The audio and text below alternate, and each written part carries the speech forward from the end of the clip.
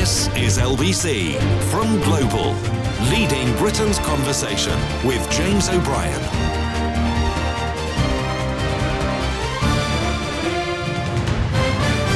It is 3 minutes after 10. I'd heard some of that Ben Elton stuff, and I didn't catch him with Nick this morning. I was still on the bus, but it's possibly slightly change the top of the show as a consequence, because I know exactly what he means. I don't know if you heard the interview, but he said for about 5 minutes, we've discussed this together before. Sorry, good morning. You all right? Did you have a nice weekend? Did you remember to put cream on? Everything okay? Good. We've discussed this before, haven't we? That I don't know what it is. It's a characteristic. I don't think it's a character defect. It's a characteristic to just hope. Hope. There it is, hope. There are optimists and there are pessimists in this world. There are glass half full people and glass half empty people. And regardless of your politics, when there are problems on the horizon, you want the people in charge to make a decent fist of addressing them. I think you do. I always think of Ed Balls when I say that. I think when I first started getting political on this programme, it was when Ed Balls was Shadow Chancellor. And every time there was bad economic news coming out, I used to think about Ed Balls. I used to find myself thinking, is he going to be pleased today? Or is he going to be disappointed? Because it's good news for a shadow politician, for an opposition politician, when bad things happen to the party in government. But it's bad news for everybody who lives in the country when bad things happen to a country that reflect upon the party in government. I don't know why I find that particular conundrum so fascinating. You'd think I would have grown out of it by now.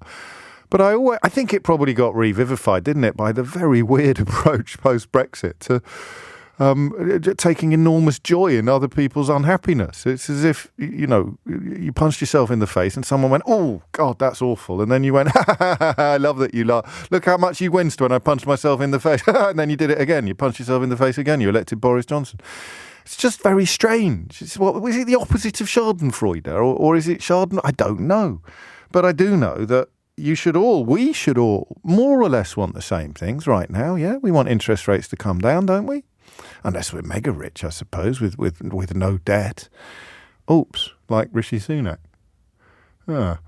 Unless you're mega rich with no debt, you must want interest rates to come down. You certainly want inflation to come down, don't you? Regardless of how much money you've got, you'd like it to go further. That's just a good thing. And then you've got this curious sort of idea that the government fails and its enemies celebrate.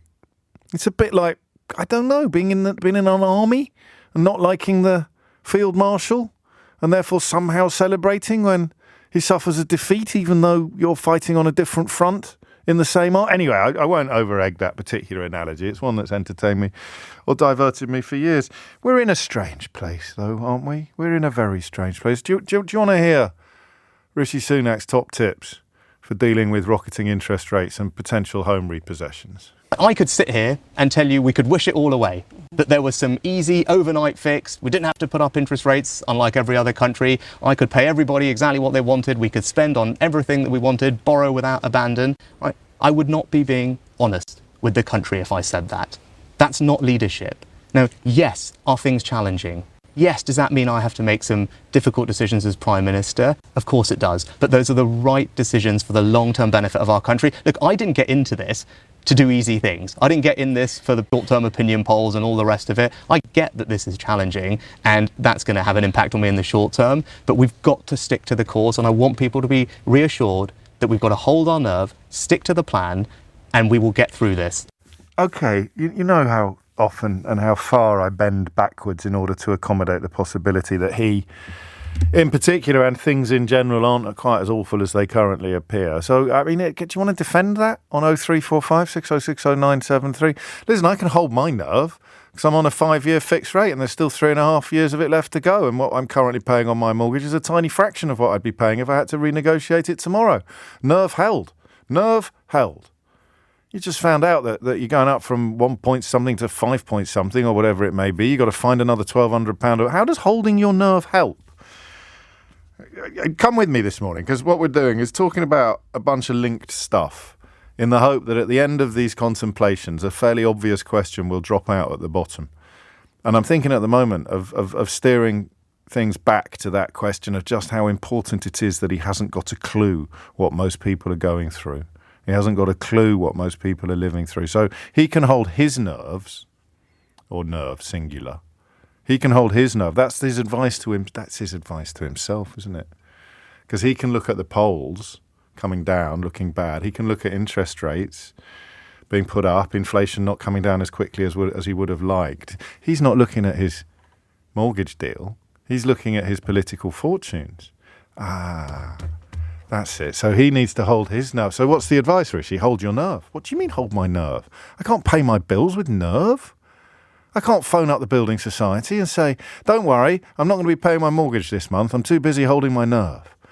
But he has to hold his nerve because this is a political calculation for him, not an economic one. He is utterly unreachable by the kind of travails that almost everybody in the country, even good, very high earners, almost everybody in the country is going to be affected in some way, shape or form by this kind of situation, and he just isn't.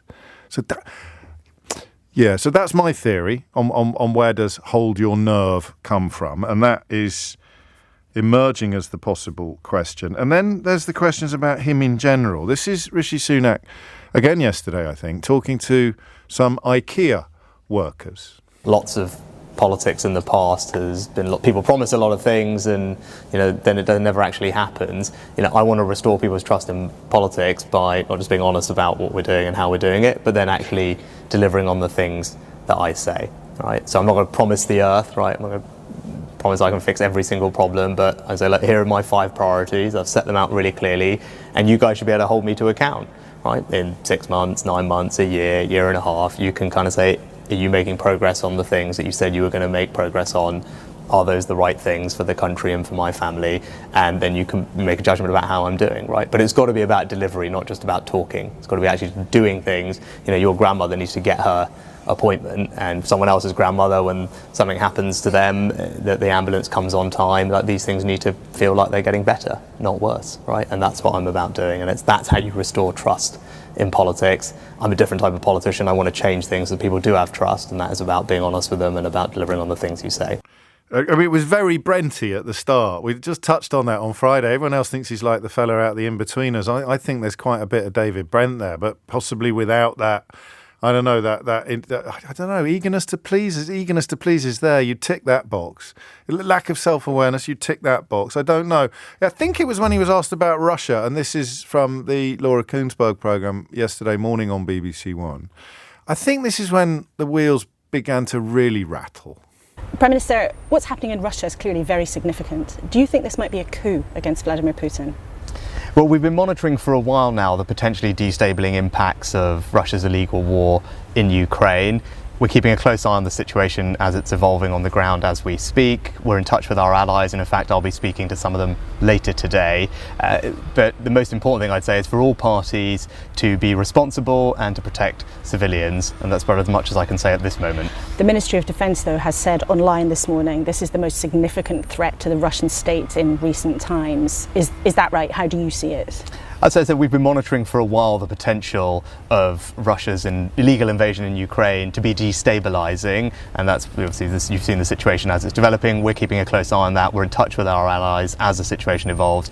I'll be speaking to some of them later today, and the most important thing is for all parties to behave responsibly and to protect civilian lives. When people look at this, I mean, is it good news or bad news that Vladimir Putin's being challenged? Again, it's an evolving situation, and I think the right thing at this juncture is for us to make sure that we're on top of it, that we're in touch with our allies, which we are, and I'll be speaking to them later today, and that we call on all parties to exercise responsibility and to protect civilian lives. I think that's the most important thing for us in the UK to be doing at this juncture. Have you heard from President Zelensky about what's going on yet? As I said, I'm in touch with our allies. I'll be speaking to some of them later today, as you would expect us to be coordinated on a situation situation like this, but it is evolving as we speak. And just last question, if there are British citizens remaining in Moscow or in Russia, for example, we know a lot of people obviously have left, but do you have advice for British citizens in Russia at the moment while this is going on? We've had long-standing travel advice against travel to Russia. That's on the Foreign Office website. People should regularly check that, but it has been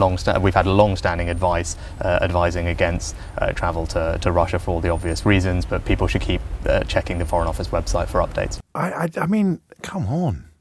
Even if you don't want to get personal about it, just politically speaking, that's just awful. Did he answer the same question? 4 different questions with the same answer, effectively. Maybe he couldn't have done any better, but you'd have thought the interviewer might have pointed it out.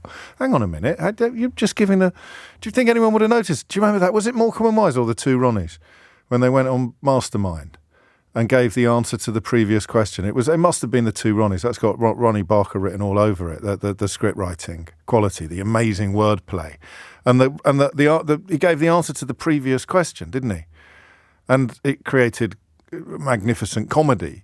Would anyone have noticed there? We haven't got time and we haven't got the resources, but we could cut that up, right? Cut the 4 questions and the 4 answers, and then just press a sort of randomizer button and knit the 2 together and see if anyone would even notice. Would it make the blindest bit of difference? If you played question 1 and answer 4, would anybody have I wish we'd thought of this before. I can't do all the heavy lift. Why can't someone else come up with these wizard ideas? I wish we'd thought of that half an hour ago. Play question 1, answer 4. Play question 2, answer 1. Play question 3, answer 2. Anyway, I thought it would have been funny. So there you've got it. He's trust, honest and delivery. Sounds like something from Just Eat. And nothing like the previous fella, for whom he served as Chancellor. Remember, he came into government after Sajid Javid walked away on principle, saying, I can't be part of this. I mean, to be fair, he did come back, but he said, I can't be Chancellor if Dominic Cummings gets to pull all the strings. So he walked away, and up popped Rishi Sunak going, I'll do it. I'll be Chancellor. Don't care who pulls the strings. Hello. Hello, I'm Rishi. I'm here to deliver. And then this bit of advice here, hold your nerve. Right, I said we'd talk about various different themes, and then at the end of my ruminations, a fairly obvious question would pop out at the end. And I think we're going to go with the one that we started with. So hold your nerve. Let's hear the shorter version of the hold your... We're going clip-tastic this morning, aren't we? I quite like this. It means I can have a sip of tea every 3 or 4 minutes. I get that this is challenging and that's going to have an impact on me in the short term, but we've got to stick to the course, and I want people to be reassured that we've got to hold our nerve, stick to the plan, and we will get through this. Go on, just talk to me about that. What's he talking about, and how do you feel to it? You've got to hold your nerve. We've got to hold our nerve. 0345 6060 973 is the number that you need. How do you... But you know, on June the 22nd, someone put up if Rishi Sunak was a contestant on Mastermind. I've just been sent the clip of it. Someone's actually done a sort of a mashup or whatever the kids call it. But that's not concerning us now. Why is he saying hold our nerve? That's what I want to know. I don't want to be told to hold my nerve. I want to have clear and concise explanations of what's going on. Why is he telling us to hold our nerve? Is it, as I suggest, because he's talking to himself? I think possibly the way to understand Rishi Sunak is to see him always as talking to himself. He's got to hold his nerve. You can't pay your mortgage by holding your nerve. You can't bring down interest rates by holding your nerve. Why is he telling us to hold our nerve? And yeah, go on. We don't do it every day. We don't do it very often. But how do you feel about having a Prime Minister who's telling you at a time of quite serious personal financial jeopardy to hold your nerve? Hit the numbers now. You will get through. It's 10:17. James O'Brien on LBC. 10:19 is the time. Hold your nerve. If you're not enjoying the programme, if you think it's a bit rubbish, so don't worry. It's going to be brilliant. We've just got to hold our nerve. Just got to hold our nerve. I'm holding our nerve. That nerve is hold. So that's fine, isn't it? I need never turn up again for work with early. I'll just stroll in at 10 o'clock, spout some old gibbers, some old giblets, and if it all sounds a little bit rubbish, I'll just say to the boss, come on, man, I think we all need to hold our nerve. And the boss will say, yeah, but what are you actually going to be doing on the show? Come on, show me some ideas. What are your plans? What are your schemes? What are your long-term objectives? And I say, my long-term objective is we've all got to hold our nerve. That's all. That's it. That's the tweet. Claire's in Wimbledon. Claire, are you holding your nerve? Oh, absolutely. Fantastic. Next caller, please. No, I'm joking. What would you like to say? It's all very well for us to hold our nerve when we've been dealt the hands we've been given, but however, they have no concept of what it is to hold our nerves. They don't have to worry about if we've got to put food on the table. They don't have to worry about if we can pay our gas and electric. They don't have to worry about any of that stuff. Do you know why? Because they're totally out of touch and have no clue what it's like to live in the real world. I hear you. Hang on. I'll take a breath. Pot kettle black there. I apologise. I don't know. I often say this. You don't need to be struggling to empathise with people who are struggling. I mean, there are plenty of politicians. Tony Benn was minted, and he probably, even more than anyone in the current Labour Party, certainly seemed to be more at one with the struggles of working people than most politicians. And he'd have been a Viscount if he hadn't given up his seat. So it can't just be that, can it? It's not just being insulated from other people's problems. It's the notion of telling you to hold your nerve. I think it's quite insulting telling us to hold our nerve, actually. It's quite a disgusting phrase to use because, yeah, all right, we can all do the best of British spirit and stiff upper lip and all that stuff. But however, if personally, and I know what you're saying about Tony Benn and how people can empathise with people and things like that. However, with this government that we've got at the main time, do you seriously think any of them need to hold their nerve? They just don't seem to understand where we are as people. That's a good point. People are going out to work every day and trying our hardest. This government just have no, to me personally, and as you say, probably some of them can empathise and probably some of them may have a bit of a heart. Yeah. They just don't seem to give a monkeys. And, hold our nerve. Well, I'm sorry, tell that to whoever Tell it to is the struggling. bank. Tell it to the bank. He Exactly, does, speaking of banks. Who on earth are you to turn around to me who, okay, I'm a single mum, I've got kids, I'm a single mum because my partner passed away, sorry. No, I'm sorry. You shouldn't be sorry. No, I work hard, I feed my children, and I am struggling. My landlord has just put my rent up again by another £250. You're telling me to hold my nerve? Yeah.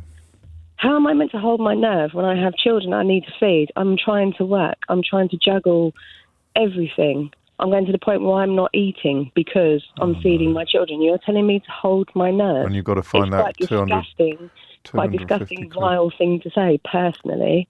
And I think they need to get down to bare basics. They need to get back down to grassroots. They need to come and speak to the people and then say, hold your nerve. Go and see these people who are struggling. Go and see these people who are holding our nerve when we're trying to pay bills, make sure our kids have got food and stuff on their back and a roof over their head. Tell us to hold our nerve then, seriously, because I tell you what, you have no concept, you have no idea. This government is rubbish. We need a different government. We need an election ASAP to sort out this dross that is running our country. Because personally, I think they're quite disgusting and vile. Sorry. No, don't apologise. Well, no, do you know, not normally I'd make some semi-witty jibe at this point. I love it when you do that. Well, I'd say something like, "Oh, come on, Claire, get off the fence," or "Tell us what you really think," or something like that. But I'm not going to. I don't know, about a third of a way into that diatribe, I'm afraid I got the hairs on the back of my neck started to stand up because you put it so beautifully, so powerfully, and it's just not right, is it? That the bloke in charge is telling you to hold your nerve. And telling me to hold my nerve. Okay, well, I'll tell you what, I'll tell my 14-year-old son to hold his nerve when I can't afford to put shoes on his feet. Like, oh, don't worry, darling, you hold your nerve. Go on. I'll tell my 11-year-old daughter, hold your nerve, darling, because I can't afford for you to go on your school trip. But don't worry, sweetheart, hold your nerve. That's it, isn't it? Shall I tell them that, shall I? Yeah, well, I mean, I know you won't because you're obviously speaking in theoretical terms, but I don't know what he'd say to you. I honestly don't know what he'd say to you. I know what he said to you yesterday. And I'll just remind people, if you've just tuned in and you want to put Claire's anger in context, it's because this is what the bloke in charge is telling you to do. I get that this is challenging and that's going to have an impact on me in the short term, but we've got to stick to the course, and I want people to be reassured that we've got to hold our nerve, stick to the plan, and we will get through this. There's a few theories on where this comes from. Hold your nerve is a popular hedge fund phrase, Phil tells me, when hoping the market moves in the right direction. I buy that, actually. John says, hold your nerve and stick to the plan. Sounds like the instructions called at a barn dance. Keith thinks it sounds like the John Barnes rap in the middle of World in Motion. You've got to... I can't remember the words, so I won't sing it yet. Sunak really is the Brendan Rodgers of politics, suggests Joseph. I think that's a little unfair on Brendan Rodgers. I'm not being facetious. And Stafford Jean says, I think telling us to hold our nerve is akin to telling us to keep a stiff upper lip. It is and it isn't. I'm loath to defend the fella after Claire's coruscating analysis, but and I know coruscating means sparkling. That gets misused a lot, that word. Don't at me with your semantic pedantry. That's my job. Loath though I am to defend him, in one way he's right. The problem here is that he's looking at your life like a Petri dish or like a trade, a financial trade from his Goldman Sachs days. I think this is the point that Claire was making. And that I challenge by pointing out you can have empathy, you can have concerns, you can understand what it's like for other people, even if you're not experiencing the same things. But it's also possible not to be capable of doing it. He sees it like a trade. And that's what he's doing. He's holding his nerve. Listen, we've just got to hang in there. We've just got to hang in there. And the defence that I'm offering up is that he's probably right. You have to hope that he's right. Certainly almost all of the precedents suggest that he is right. If you keep pushing interest rates up, then eventually inflation will come down. There are other paths he could follow and there are other schools of thought, but he's effectively right on that. The best available evidence is that it works. And there are some anomalous, even unique factors about the UK economy at the moment, which may challenge the modelling, but working within the parameters of known knowns and known unknowns, it should work. So you just have to be patient. I just wonder 6 months down the line, if we are out of the worst, that this gets vindicated, or whether you look back and think, crikey, it was all very well for him telling us to hold our nerve. Hold our nerve. Alan's in Halifax. Are you holding your nerve, Alan? No, I'm cross, to be honest with you. Go on. I just sit there and think, hold my nerve. What does it really mean? I'm not sure. I'm still not sure. It means I'm not doing anything. It's all working fine. Yeah. I mean, it's for society. It's not for the rest of us. It's not for the 99% of us. It's working well for the 1%. But they've got no intention of changing things. He does. No, I'm going to tell. No, hang on. I'm going to push back on that. He genuinely wants inflation to come down, mate. And you can't do that when your economy's shrinking by 4% every year because of Brexit. You can. You can't. You can. You can't. Our economy's shrinking because of Brexit. 4% a year. And there is no way on God's green earth that we can... All right, well, you've said two different things. He does genuinely want it to come... He thinks it's going to come down. That's why he did the pledge when he thought it was going to come down anyway. He did the pledge saying inflation's going to come down. It's going to halve, I think. There's no laws. There is nothing in the pipeline to change our situation. Nothing... I know. He thought it would happen. He thought it would happen. They cannot change where we are. They can't change it. But you can. If you keep putting interest rates up, inflation will come down. Well, yeah, because we'll have a recession, which is where we're going anyway. So what? 4% every year. So when he says hold our nerve... What it means is we're just going to carry on with the recession. What it means is I can't say wait and see, or I can't say sit still. I've got to say something that sounds a bit tougher than... Well, yeah, fingers crossed. Fingers crossed. It's a word salad, isn't it? That's all it is. It's hold your nerve. It doesn't mean anything. They've got no plans to change it. That's what Ben Elton described it as, of course. And I mean, he is absolutely right. I love the phrase word salad, but you can't overuse it. You've got to be careful. Alan, thank you. It's coming up to 10:30. You're listening to James O'Brien on LBC. It's not normal, is it? I mean, okay, what would you rather? This isn't a phone-in. I don't think you'd get through it. Or you might. You could grab the phone line that's just been vacated. What's worse? Boris Johnson's utterly bogus, false optimism and blatant lies, or Rishi Sunak's accidental admission that he's pretty much powerless and hasn't really got a clue what to do? I don't know what's worse. I can see the boosterism, is that what we call it, of Boris Johnson? I can see the appeal. Social media still full of people who would rather cling to the carcass of his lies and depravity than acknowledge the reality in front of them. Sunak is sort of acknowledging the reality and telling you, just sit tight, lads, and the reality will change. Just hold your nerve. The number you need, 0345 6060 973. Thomas Watts here now with your headlines. This is LBC with James O'Brien. Call 0345 6060 973. Text 84850. Alexa, send a comment to LBC. 10:33 is the time. You are listening to James O'Brien on LBC, where we're examining Rishi Sunak and his exhortation to all of us to hold our nerve. We're wondering whether it is as tin-eared as critics have claimed, perhaps none quite as powerfully as Ben Elton, until about 20 past 10 this morning when Claire in Wimbledon took over. And I mean that. I know I say it every morning, and I appreciate it might sound a little bit glib, but I'd love someone to have a crack at defending it.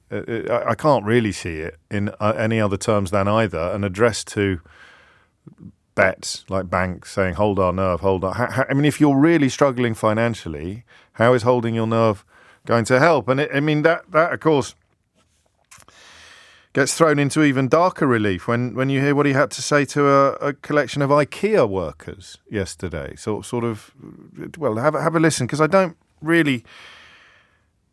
Well, listen to the words he uses, like trust and honest, claiming to be a different politician. How can...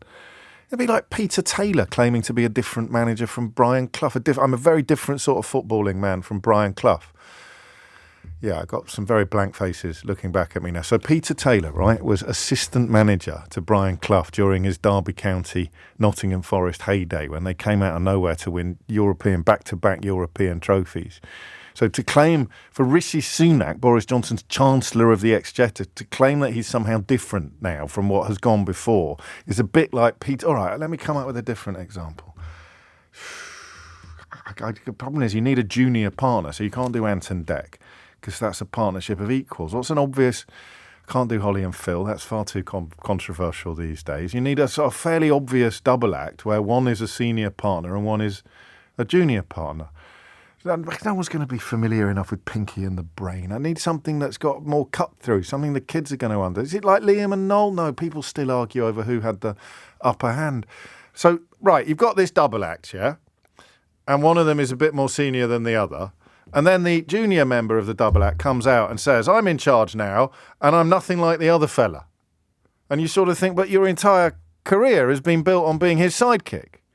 Your whole thing. We only know about you because you were his sidekick. You only got a gig in the first place because you were his sidekick. I should have just played the clip, shouldn't I?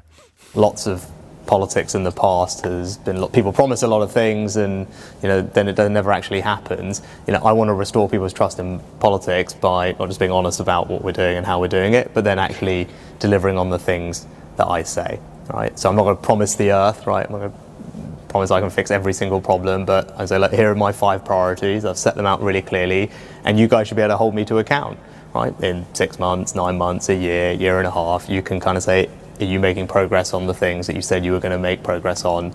Are those the right things for the country and for my family? And then you can make a judgment about how I'm doing, right? But it's got to be about delivery, not just about talking. It's got to be actually doing things. Your grandmother needs to get her appointment, and someone else's grandmother, when something happens to them, that the ambulance comes on time, like these things need to feel like they're getting better, not worse, right? And that's what I'm about doing, and that's how you restore trust in politics. I'm a different type of politician. I want to change things so people do have trust, and that is about being honest with them and about delivering on the things you say. Batman and Robin, obviously. Good grief. Special mention to whoever sent in Keith Harris and Orville, or Rod Hull and Emu, or George Michael and Andrew Ridd. No, that doesn't work either. It's Batman and Robin. So it's as if Robin came out after Batman got jailed and said, we're now going to be fighting crime in a completely different way. Some of those previous superheroes in the past, they've made all sorts of promises that they couldn't keep. But I am Robin. I'm no longer and Robin. I'm now Robin. And I'm really different. I'm honest. You can trust me. We'll be delivering. Pow, kazam. It's ridiculous. It's ridiculous. But I don't know. Is he going to get away with it? Almost certainly. Richard's in Nantwich. Richard, what would you like to say? Hi, James. Good morning. Good morning. Yeah, well, to be honest, your Pinky in the Brain analogy was genius, in my opinion, quite frankly. I think anybody Googling Pinky in the Brain now will probably forever see Rishi Sunak as Pinky. But, that was Keith's joke. Don't encourage him.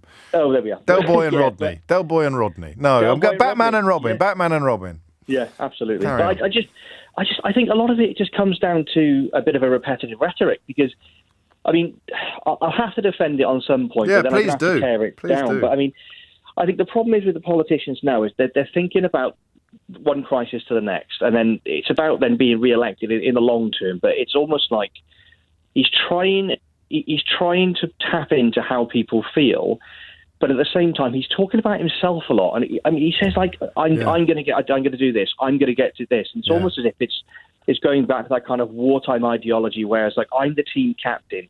Let's all get on the field. It doesn't matter if we concede a goal or whatever it is, but we'll push forward. I thought I mixed metaphors, Richard, but you're like a magi mixer. Oh, I love a metaphor. Yeah, but but yeah, keep calm and carry on. To go with your wartime parallels, it's all a bit keep calm and carry on. Exactly, keep calm and carry on is very much parallel to hold your nerve. And it's like we're at the precipice. We'll get past it. We'll get it together. Don't worry. Hold your nerve. Stand tight. Stand first. The recruits are coming. The cavalry's on its way.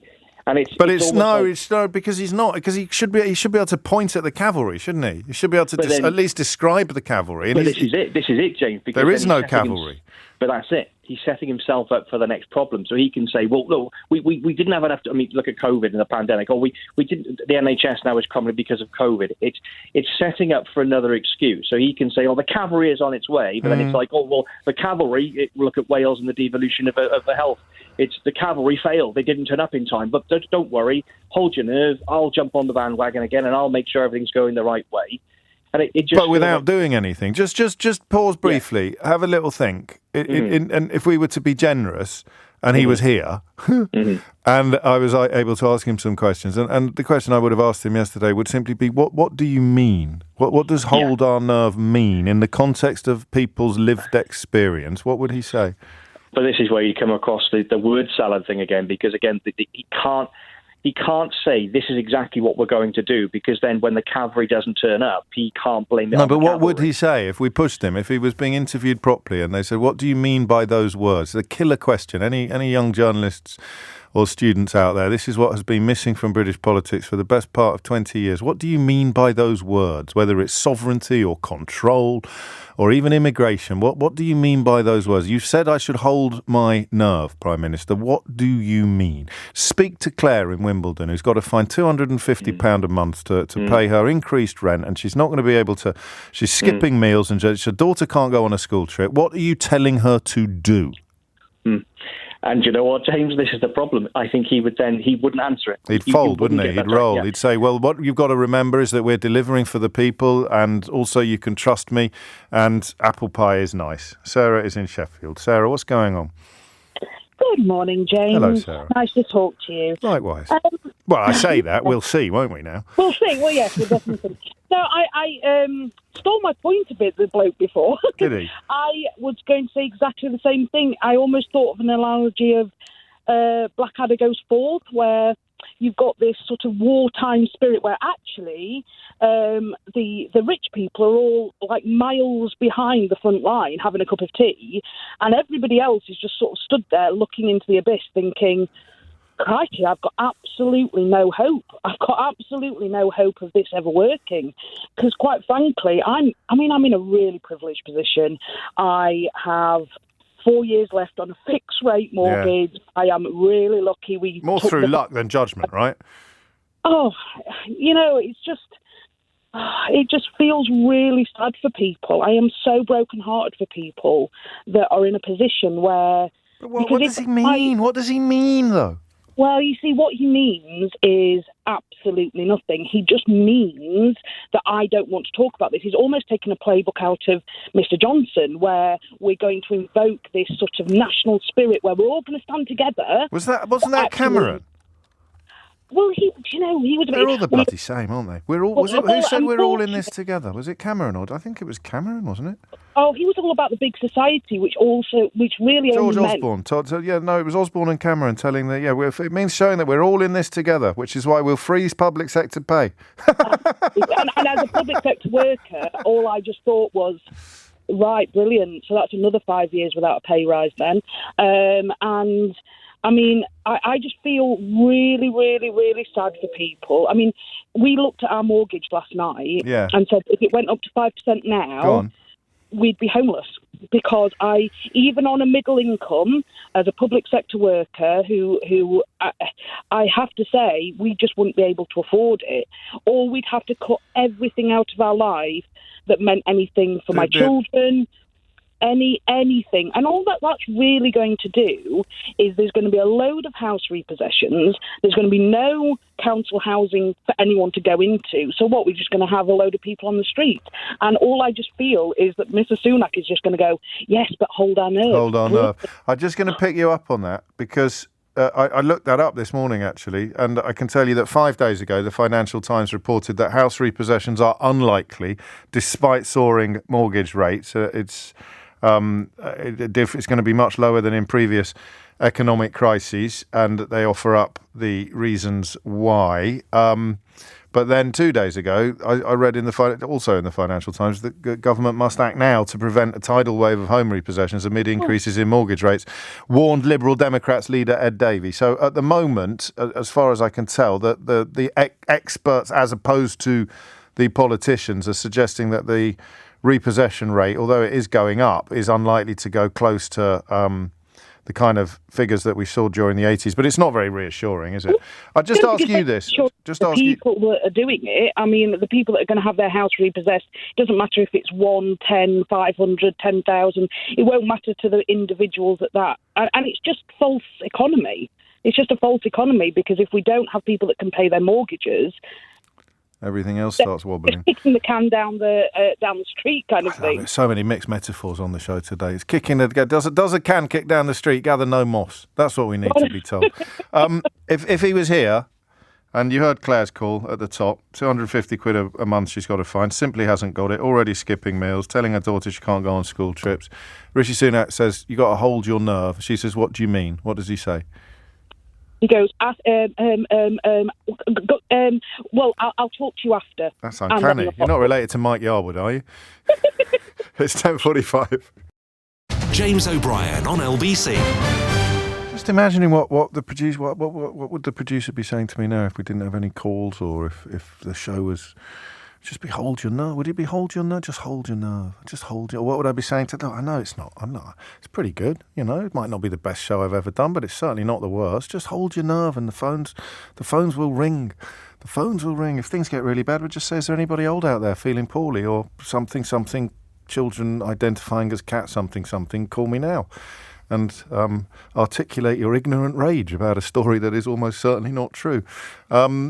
But no, we'll crack on. What does hold our nerve mean in the context of Rishi Sunak telling you to do it in the face of skyrocketing interest rates or skyrocketing inflation? Steve's in Chester. Steve's got a very northern flavour, the show today. I like that. We should do it more often. Yeah. Nantwich, Sheffield, Chester. There it is. Like the Baedeker. Fantastic.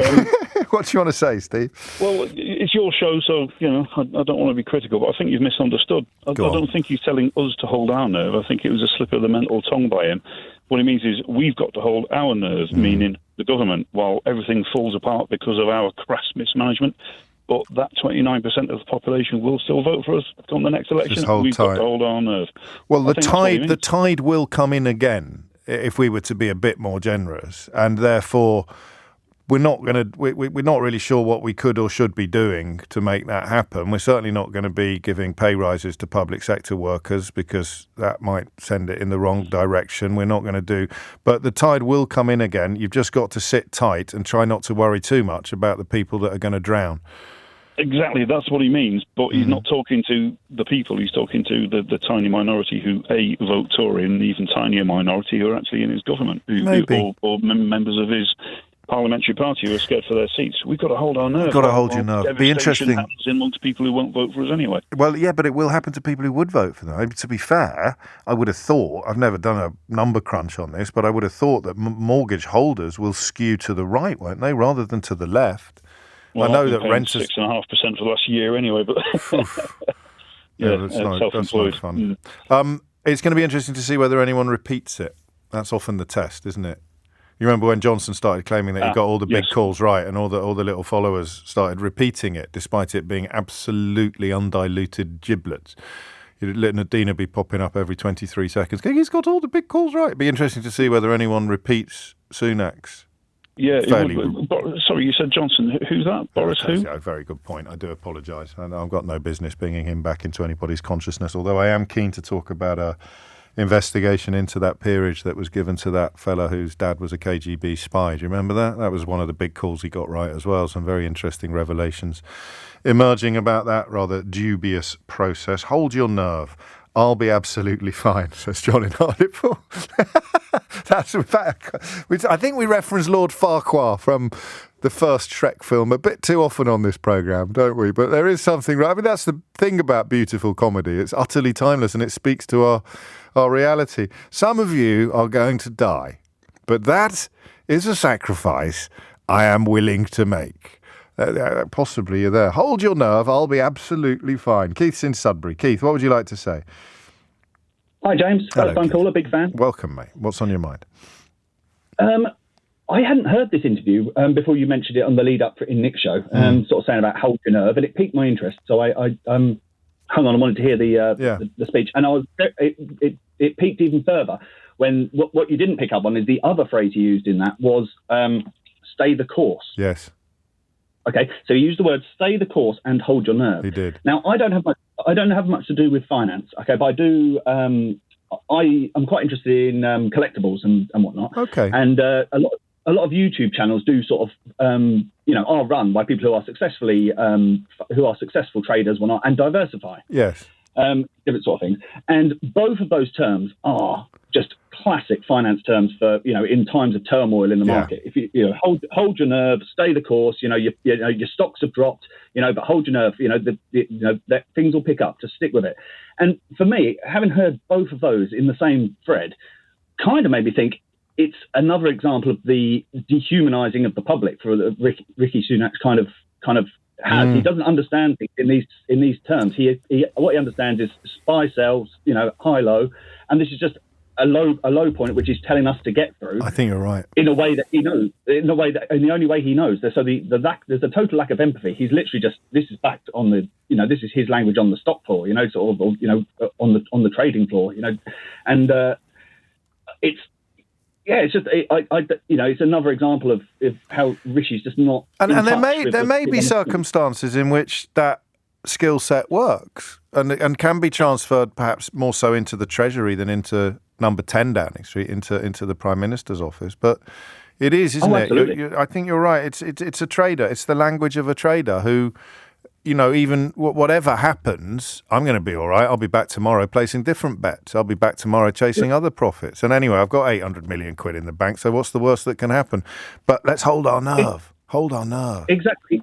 If you're sitting on, if you're effectively gambling with money that, if you're making a bit of extra, it's fine. But if this is your potential, your house being whisked away from under you because you can't afford it, it's not the same. No matter what he thinks, what he thinks in his head. I like that. I'd go a little bit further. I have to be careful because I'm not suggesting that any of these things are easy. But if you are blessed with Rishi Sunak's advantages in life and his natural abilities and his ambition, then the calculation you make with regard to how to achieve things is quite straightforward. If I do X, Y, and Z, I will do very well in my exams. If I do A, B, and C, I will become head boy of my public school. If I do A, Z, and Y, I will get into Oxford University. If I do Z, B, and G, I will go to Stanford to do my MBA. If I do, and this takes us back to trading, if I do 1, 2, and 3, I will make a ton of money. Maybe not quite, I wasn't expecting to make quite this much, but I remember when I was leaving LSE, all the lads going off to do something called the milk round, they already knew in their early to mid-20s that what they were going to do was make a fortune. They needed to get into the city for someone like Goldman Sachs or JP Morgan or Lehman Brothers, which shows how old I am, and they knew what to do and they went off and did it. And then the calculation, what do I need to do to become an MP? Got it, nailed it. To become Prime Minister, obviously that's a lot more in the lap of the gods than some of the other stuff, but he pulled that off. It doesn't work in this situation. It doesn't work. It's as if he's gone from maths to alchemy, isn't it? And he thinks the same tactics will work. I think you're right. It's a weird one. It's a weird one. Thank you, Keith. Great debut. I look forward to your second appearance on the programme. Sidar is in King's Cross. Sidar, what would you like to say? Look, I think, he's a millionaire married to a billionaire. He probably is benefiting from higher interest rates. Well, he will be. I mean, that is quite an elephant in the room, isn't it? That this will be great for him and his wife and her dad. Great for him and for his buddies in the banking sector because they love volatility. True. I think what he needs to do is pay his fair share, because if you look at his tax returns, he had an income of £2 million and he paid 22% tax on that, which I think is a travesty. And so instead of telling us how... When was that, though? Was that before he became Prime Minister? No? This is... Look, I mean, the fact of the matter is, this is the last return that he filed. This is I think he was still Chancellor of Exchequer. But all perfectly above board, all perfectly legal, and it'll be tax on assets rather than income, won't it? Exactly. Tax on assets, capital gains, which is somehow magically taxed at 20% because rich people like him and other bankers pay that mainly. And while everybody else who's maybe, if you're a doctor saving lives, if you're a student who's just started earning, you pay taxes of 48%, etc. But the Prime Minister and his buddies pay taxes of 20%. Listen, I'm not going to argue with you. I'm not going to argue with you on that. And I think it is incumbent upon senior politicians in government to perhaps go further than the law allows, than the mere law allows. But I want to steer you back, if I can, to the question about holding your nerve. What do you think he means, Siddhar? Look, I think he is saying, please don't bother me right now. I'm hoping for a miracle. I'm hoping for a miracle which will somehow transform my sort of 25% gap into something positive. So he's keeping his fingers crossed. I think if you hear what Jeremy Hunt is saying about he wants to increase interest rates even if it causes a recession. It was his advisor. It wasn't Hunt. It was one of his advisors that said that. Andrew Marr is picking up on it. No, that was the JP Morgan lady. But I think Hunt also said that, look, his priority is inflation. Because these interest rate rises have been so painful. They've done 13 rises, 5 percentage point increase, and inflation has come down by 1%, 2%. What are you inflicting on the economy? And it is to avoid precisely that question that he is telling us to hold our nerve, isn't it? It's a lot of people are pointing out. I don't know if you've seen the film Trading Places, but that's what happens, isn't it? When they're bigger and bigger bets. Yeah, you just keep on doubling your bets. Watching it. Make me one promise, Siddhar, if you would. Yes. Promise me you'll hold your nerve. I will. Thank you. I'll speak to you again, I hope. That's it for that hour. Remarkable, really. I'm tempted now to move into adjacent territory, but a completely different story. Prince William, who is the Prince of Wales now, isn't he, is embarking upon a quest to solve homelessness. Now, part of his mission, were it to be achieved, would be achieved, I think, because of the position that he finds himself in. He says, in a modern and progressive society, everyone should have a safe and secure home, be treated with dignity and given the support they need. What do we think about this, given, well, you know what I was going to say. This is LBC from Global, leading Britain's conversation with James O'Brien.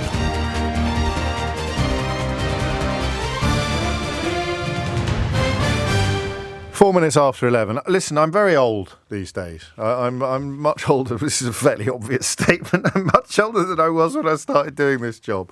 But I'm conscious of still having some fairly undergraduate outlooks on life. I think by this stage in my existence, it's probably a given that the ones that are still in place are probably never going to go anywhere unless there's a major revolution in our society. So what I want to do now is have a conversation about something that is probably not fair, but might be.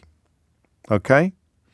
What would you do if you were the Prince of Wales? What would be at the top of your list? If you had the power to change society in one profound way, what would you do? There are a few answers to this question, right? Universal basic income is an increasingly popular answer to that question. It has to be something that is at least feasible policy-wise. So you can't say eradicate poverty. What you can say is recalibrate the tax system to redistribute wealth in the hope of eradicating poverty. Ditto, universal basic income in the hope of eradicate. But you can't just say eradicate poverty. Do you see what I mean? It's not a genie. No one's rubbed my lamp. This is rather an imagining of what you would do if you had huge resources and influence. Okay?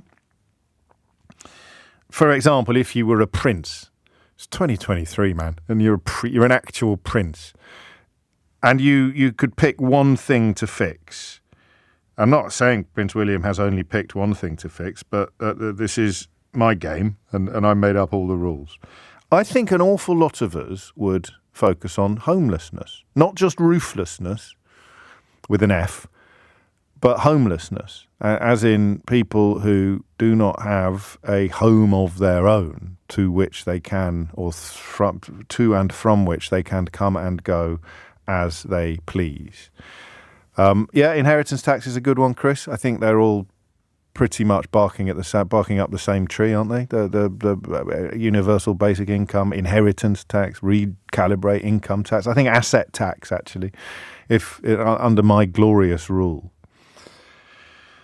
So, I guess this topic, in case you're wondering, is going to boil down to the question of whether or not I'm being a misery guts, all right? That's all. Because we should all be delighted that the Prince of Wales is launching a 5-year programme to prove it is possible to end homelessness in Britain. He's not launching a 5-year programme to end homelessness in Britain. He's not personally taking it upon himself to end homelessness in Britain. Rather, he is giving some money to 5 schemes around the country that would become, if you like, models through which homelessness could be reduced to very, very low levels. So organisations like Shelter, Centrepoint, Crisis, The Passage are all involved. So he's got the right people signed up and he's got the right aims. But here's the problem, right? Here's the problem. In a modern and progressive society, everyone should have a safe and secure home, be treated with dignity and given the support they need.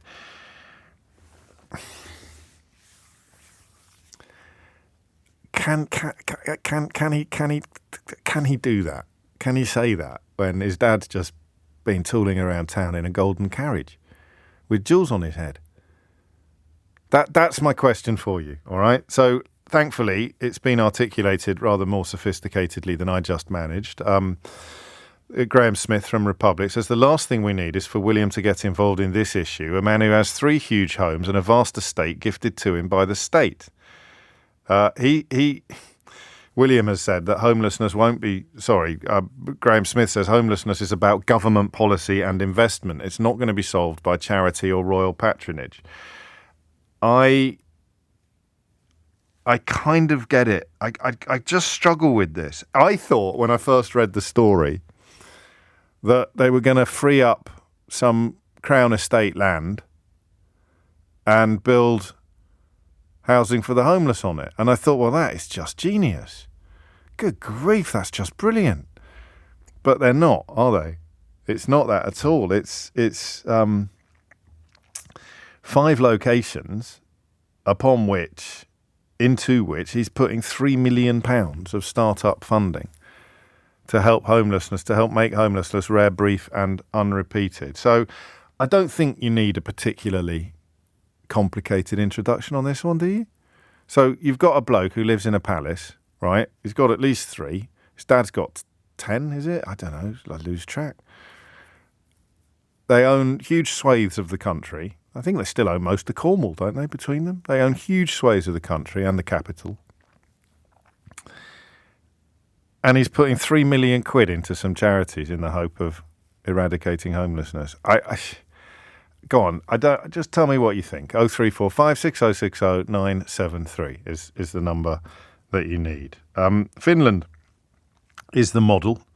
In 1987, the country had 18,000 homeless people. By the end of last year, that figure was down to 3,686, with barely anyone sleeping on the streets. It's the only EU nation where the problem is being beaten. So I mean, listen, you can come at it from the am I being a complete misery guts angle. I think I'm big enough and ugly enough to deal with that. But obviously the question is a little bit more sophisticated than that.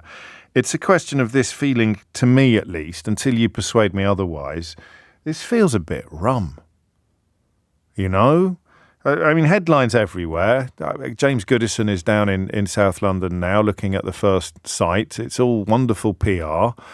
Being associated with homelessness is a magnificent thing for the brand. I am being cynical very deliberately. But if you then looked at the detail and thought, oh, okay, he's really putting his money where his mouth is, you'd go, all right, wind your neck in and stop being critical. But he's not. He's putting... Well, his charitable foundation is putting in 3 million quid of startup funding to make homelessness rare, brief and unrepeated. I don't know if any of us are qualified to answer the question, how do you fix homelessness? Except insofar as saying, build lots and lots of houses, probably somewhere in the region of 150,000. You've got 300,000 people currently homeless, not roofless. So that'll include temporary accommodation, living with friends, sofa surfing, living in hostels, not just rough sleeping. It's a crucial difference. But clearly you need to build loads of houses, and people who own loads of houses and or loads of land are presumably the best placed people to make that happen. So there you go. You can tell this is one of those topics where I'm conscious of tying myself in knots. I don't want to sound like a misery guts. I mean, it's better that he does this than not, isn't it? It's better than he does this. Yes, there you go. That's what I was looking for. Someone's texted. Who's texted? Oh, you haven't signed it. I'm minded of your go-to phrase, don't let the perfect be the enemy of the good. That's it. There you go. So that's the one extreme of this conversation. If you think of the conversation as a scale, at one end of the scale, you've got, don't let the perfect be the enemy of the good. I don't think it gets any better than that.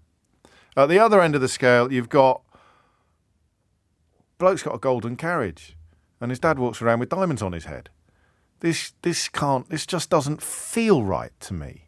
That's going to be the question if we ever get to 11:15. Does this sit right with you? I'm not going to lie to you. It doesn't currently sit right with me, but I would like it to. I would like it to. I would rather be fully signed up to the don't let the perfect be the enemy of the good school of thought. Set aside some of the misgivings I have about a future king talking about a modern and progressive society. Don't they cancel each other out? Well, there's a bloke over there calling for a modern and progressive society. Yay, go him! He's going to be the king one day. A modern... I say what? A modern and progressive society? Okay, yeah, what are you going to do when you grow up? I'm going to be king. In a modern and progressive society? Yeah, really modern, really progressive. Oi, you're supposed to bow when you're talking to me. That I'm not going mad, am I? This could only happen here. It's a modern and progressive society that we want, and don't forget to bow when you talk to me. And curtsy to my stepmother as well while you're at it. It's a modern and progressive society in which you must address me as Your Highness. Okay, Your Highness, that's a great idea. Tell me about your new homelessness idea. Well, my charity is giving £3 million to other charities. I don't know. I don't want to be this guy.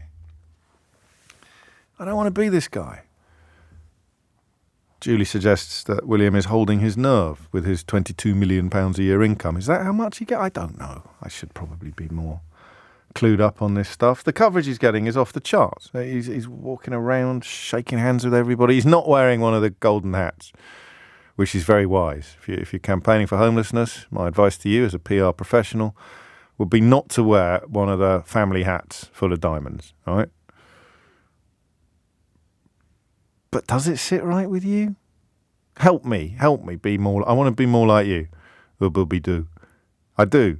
Do. I really do. I don't want. I mean, I'd love to. I just wish he was doing. I wish he'd just given away one of his. I often look at Buckingham Palace. I think how many people. I know this is stupid. This is what I meant at the beginning when I talked about undergraduate outlooks. Kids do it, don't they? Sort of nice kids. They sort of look at Buckingham Palace and they go, why don't they? Why? How many people live there? It's just. I said, well, it's one family, but there's a lot of staff. I suppose servants, as we might call them. You look at the size. It's not a particularly pretty building, Buckingham Palace. You look at Buckingham Palace. You could probably. I mean, if everyone got a nice little one-bedroom studio, you could probably eradicate homelessness in London in one go. I'm obviously being a bit facetious. So, what do we think about this? Man who will one day travel through London in golden carriage with jewel-encrusted hat on head calls for a modern and progressive society in which homelessness doesn't exist. I haven't even referenced that hymn yet, have I? But I almost certainly will before this conversation is over. James O'Brien. Alexa, send a comment to LBC. 18 minutes after 11, miserable git on the radio having a swing at Prince William as he tries to solve homelessness. 0345 6060 973. Honestly, I don't know why they still employ him. Steve's in Thirsk. Steve, what do you reckon? How does it sit with you? That's the question. I mean, to me personally, it's as tin-eared as Rishi Sunak's comment and involvement. It's the same thing, but we seem to give the Royals a bit of a free pass on it. And you said that you didn't want to go in with the don't let the perfect be the enemy of the good. Yeah. Well, this just isn't very, very good. This is the point. It's not good at all. I mean, you've got most of the major homelessness charities are on board, and they probably are better judges of that than you or I. Yeah, but but as you said, it's rightly a PR exercise. I mean, it's largely a PR exercise for him, for William. If you look at the amount of money, 3 million, but the Duchy of Cornwall generates him 20 million a year. That's for him. Never mind all the millions. Is that his now? Does that pass directly to him when he becomes the Prince of Wales, or I don't even know? Yeah, so the Duke of Cornwall is the Prince of Wales generally. So he gets all the Waitrose money. Yeah, in theory, along with everyone else. But I mean, it's just such a drop in the ocean of the amount of money we spend on the royal family. That's the point, isn't it? That's the point. You can't look at one. You can't look at both. You've got one eye on that and one eye on that, and you can't not see both at the same time, can you? No, you can't. And the modern progressive society is exactly the point. You can't be a modern progressive society and have a monarchy like the one we've got. I mean, I'd kick them all out. I mean, I'm a Republican through and through. I think we should get rid of them. But we could make the monarchy better, progressive and modern, or at least more progressive and modern. It could never be, bit more Scandinavian, perhaps. Yeah, we could kick them out. We could sort out their finances. I mean, it's an absolute mess trying to understand their finances. Very deliberately. That's no accident, by the way. Yeah, of course. And this is just the point. It's absolutely vomit-inducing for them to say, I'm going to get involved. It really is. It's just grotesque. You know, I don't know. I'm not going as far as you at this point, but people are supposed to be kind of steer me to a slightly more equitable position this morning. I don't want to be bloke who's having a swing at the. No, because you're right, and this is the Prince of Homelessness. The Prince of Homelessness.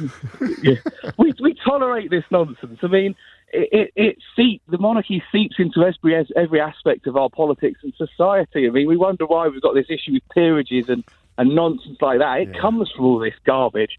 And, they've got so many, they don't need all those houses. I mean, they could all live in Buckingham Palace, for God's sake, and still have a weekend home that's nice. Yes. And all the others for the security. I mean, you're taking the mickey, you're taking the mick, mate. I love the way you've warmed up the longer this call has gone on. It's like, it's lovely. It's my thing. Because you can't. I don't know. I mean, listen. I really want someone to try and sort of spike your guns. I want someone to explain why you're wrong. The idea that there is something fundamentally counterintuitive about a future king trying to solve homelessness while keeping all his palaces. Come on, if you put it like that, what have you got? Thank you, Steve. Up the revolution. Patrick's in Lambeth. Patrick, what do you reckon? Hello, James. Hello. Hi. I think I'm going to start from the premise that we have a constitutional monarchy. Yes. So I'm not going to go down the route of let's get rid of all of this so that we have a more egalitarian setup, which I think was where your previous caller was going. Steve has covered most of that territory, I think, already. I think though, if you think about it from Prince William's shoes, and indeed from his father's shoes when he was the heir to the throne, there is no defined role for the heir to the throne. True. I mean, your role in the world is just to wait until the incumbent, the king or the queen, passes away. Yes. And Prince Charles, as he then was, had to work out what he was going to do when he was in his 20s. And he obviously was going to have a very long wait until he put on the crown. Yes. And he came up with this idea, which I think Prince William has now inherited and is clearly taking on, of it. Effectively, the Prince of Wales, the heir to the throne, has enormous convening power, and that they can bring people together, bodies together that would never ordinarily come together so easily in order to try and at least elicit a debate, maybe make things happen. And we've seen what Prince Charles, as he then was, did. We're trying to get things like organic farming very much on the national agenda. He attracted a lot of political flag, clearly. He did. And he has been, I think, vindicated, and on architecture and on climate change, all sorts of areas where Prince Charles used to be teased mercilessly by, loudmouth gits on the radio. He has been vindicated by time. So William perhaps will be as well. But there's a difference, isn't there, between being a convener and being a solver? Agreed. And I think there is a limit to what the Prince of Wales can do in the latter half of your is there though? I think this might be where we part ways, because is there really? You've got your multi-millionaire in possession of unimaginable assets, and you're giving £3 million to solve homelessness. There's a tension. There's a clear tension. I mean, as the Duke. You talked briefly about the Duchy of Cornwall. Yes. I mean, basically... Is that his now? Do we know that for sure? I don't really follow these things as closely as I should. The firstborn son of the monarch automatically becomes Duke of Cornwall. That's not true of being Prince of Wales. And being Prince of Wales, it's just a title. Being Duke of Cornwall really means something. Yeah. It makes you a very rich individual. It's the oldest royal duchy. It's a landed estate of still significant extent. Plus Waitrose. Not just the West Country, it includes central London. I don't know if you're aware, the Oval Cricket Ground is actually owned, the freehold is owned by the Duchy of Cornwall. I am now. So they own a lot. It's a huge... Well, that's kind of the generator. point, isn't it? I mean, admittedly, it would cause all sort of ructions in the world of cricket, but he could just give stuff to the homeless. Yeah, I hear what you're saying. I mean, clearly, if the Prince of Wales were here and answering your question, I think he would say, well, I've set up this charitable foundation.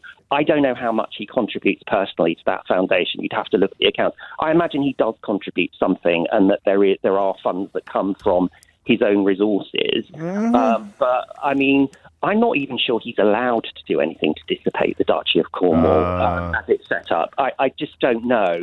Who would? You really know your stuff. I could actually listen to you all day. You've got a curious mixture of knowledge and lyricism. But who would stop him? This is the thing that I find this slightly. There's a tension here as well. The argument that they're not allowed to give all the money away, and I'm sure that you're right in one sense, but in another sense, he's the king. Potentially, he can do what he wants with the royal estates. I mean, obviously, what he does when he's monarch in terms of scaling down the monarchy, I think that's a separate question. Yes. In terms of what he can do right now as Duke of Cornwall, I suspect he is limited because the estates will be held in trust, etc. There will be decisions of bodies of trust. No. Fine. All the landed estates now. Yes, I know exactly that. So I think they make, and I think the money from the Duchy Organic that I keep making snidey comments about Waitrose, I think that goes straight into the Prince of Wales's charitable fund, actually. So I don't know, does that count as putting his own money? I think, honestly, Patrick, and I appreciate you're of a slightly more royalist disposition than I am, although I'm not a Republican necessarily.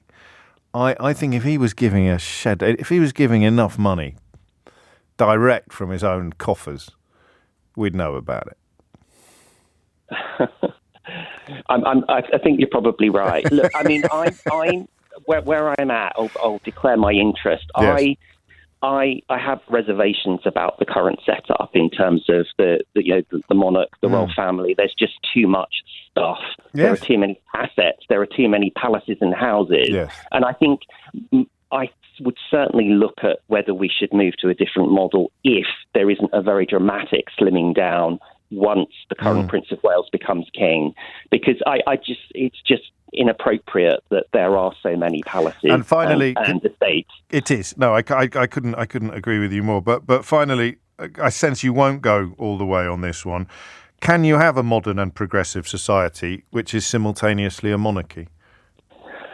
Well, what would you say if I were to point you to somewhere like Denmark or the Netherlands, both of which are monarchies and both of which I would say have a reputation for having progressive societies? Let's throw in Sweden and Norway for good measure. Oh, right. Don't they have some monarchs who go to work, to proper jobs on bicycles?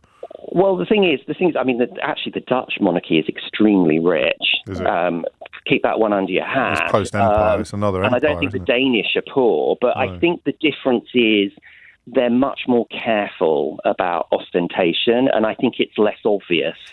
So, for instance, the king of the Netherlands, until very recently, worked part-time for KLM as a pilot. That's right. That's what I was thinking of. So there is that. It's presentation, isn't it? Well, it's the mystique. It's the medieval mystique that they're still in this country clinging on to, whereas in the Scandinavian, the Nordic countries you've described, they're not, are they? The Northern European countries you're describing, they are not clinging on. They might still have a ton of money, but they're not even flirting with a divine right of kings or any other form of medieval pageantry. And they don't have coronations, that's for sure. And that's crucial, of course, because that is, a big part of what our monarchy is. Patrick, thank you. That was incredibly helpful. You deserve at least an OBE for that contribution to the programme. If I had any to dish out, then I would. It's coming up to 11:30. Finland is the example. Interesting that of all the countries that Patrick just referred to in Northern Europe, Finland, I think, is the only one that's never had a monarchy, although I think it fell under Swedish. It would have probably under Russian rule at one point. Parts of Finland, if not the whole of Finland, would have been under at least a Tsar or three. But I think the Swedish royal family might have had dominance over Sweden as well, but I don't think there's ever been a king of Finland. I don't know, make of that what you will, because they lead the world in this field. The chief executive of Crisis says that this is interesting. The central principle is to say we will build apartments for people, we will shut down old hostels and night shelters, and instead of requiring people to be clean of drugs, sane or sober, they get an immediate home of their own in an apartment block. And that is what they've done in Finland, and it has worked well. That is where you can't let the perfect be the enemy of the good. But whether or not you can use that defence at stage one, I'm not so sure. I'd like to hear. Well, Patrick was a pretty good supporter of the idea, but not necessarily a full-throated one. There is still room for that. Thomas Watts is here now with your headline. James O'Brien on LBC. Call 0345 6060 973. 33 minutes after 11 is the time. It's a strange one, and that's why I'm asking a slightly strange question. And we haven't done the hymn yet. So remember that hymn we all sang at school? All creatures, all things bright and beautiful, all things wise and wonderful. The Lord God made them. Do you remember that? I bet you never sang this verse. The rich man in his castle, the poor man at his gate. God made them high and lowly and ordered their estate. So what we were taught in school, and I presume that goes back to the Victorians, that hymn, is that that's normal. That's actually how God wanted it. The homeless person having a little snooze outside as the rich man comes out of his castle in his golden carriage and tootles past. That's not just the natural order of things, that is ordained by God. And do you know what else was ordained by God? Certainly from Henry VIII onwards. I think the divine right of kings existed before the Tudors, didn't it? It must have done. Anyway, the whole point about defending the monarchy, especially once they had ceased to have control of enormous armies, was to argue that God had, so whether it's the Holy Roman Empire or Holy Roman Emperor, there's a Q in the title. The idea was God wants it this way, and therefore, if you object to my kingliness, then you're probably going to go to hell. In fact, you are going to go to hell. And also, I'll execute you to help you get there, give you a bit of a head start. So this goes generations deep in all of us. People like Steve have liberated themselves. Our first caller in Thirsk.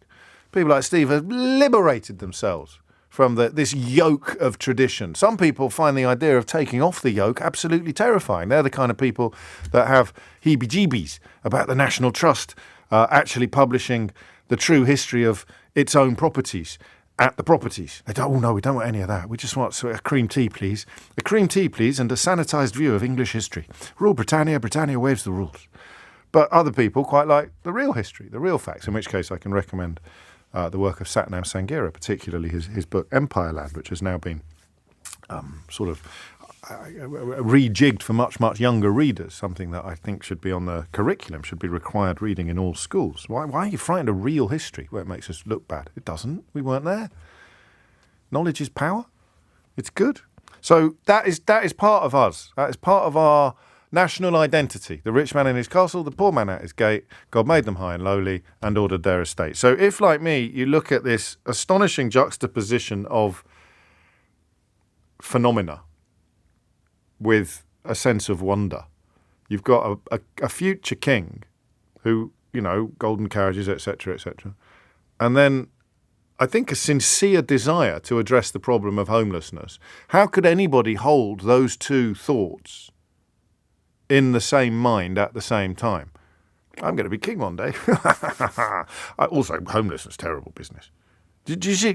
Because you never do it. I know some very wealthy people, and there is a little part of you that thinks, but you wouldn't do it. I wouldn't do it. I wouldn't solve homelessness. If I won £4 billion on the lottery, I wouldn't solve homelessness. I don't know if I'd be able to with that kind. But you don't. It's silly to think that if you were that rich, you'd go out and do this and do that. I do miss the days when people like Andrew Carnegie opened libraries and sponsored hospitals. I know that the NHS has stepped into the breach. I did. That's nicer than building rockets, isn't it? Or kind of spending it all on sweets. Those were. I like that Victorian philanthropy, but that was a fairly cold, hard charity as well. So I just.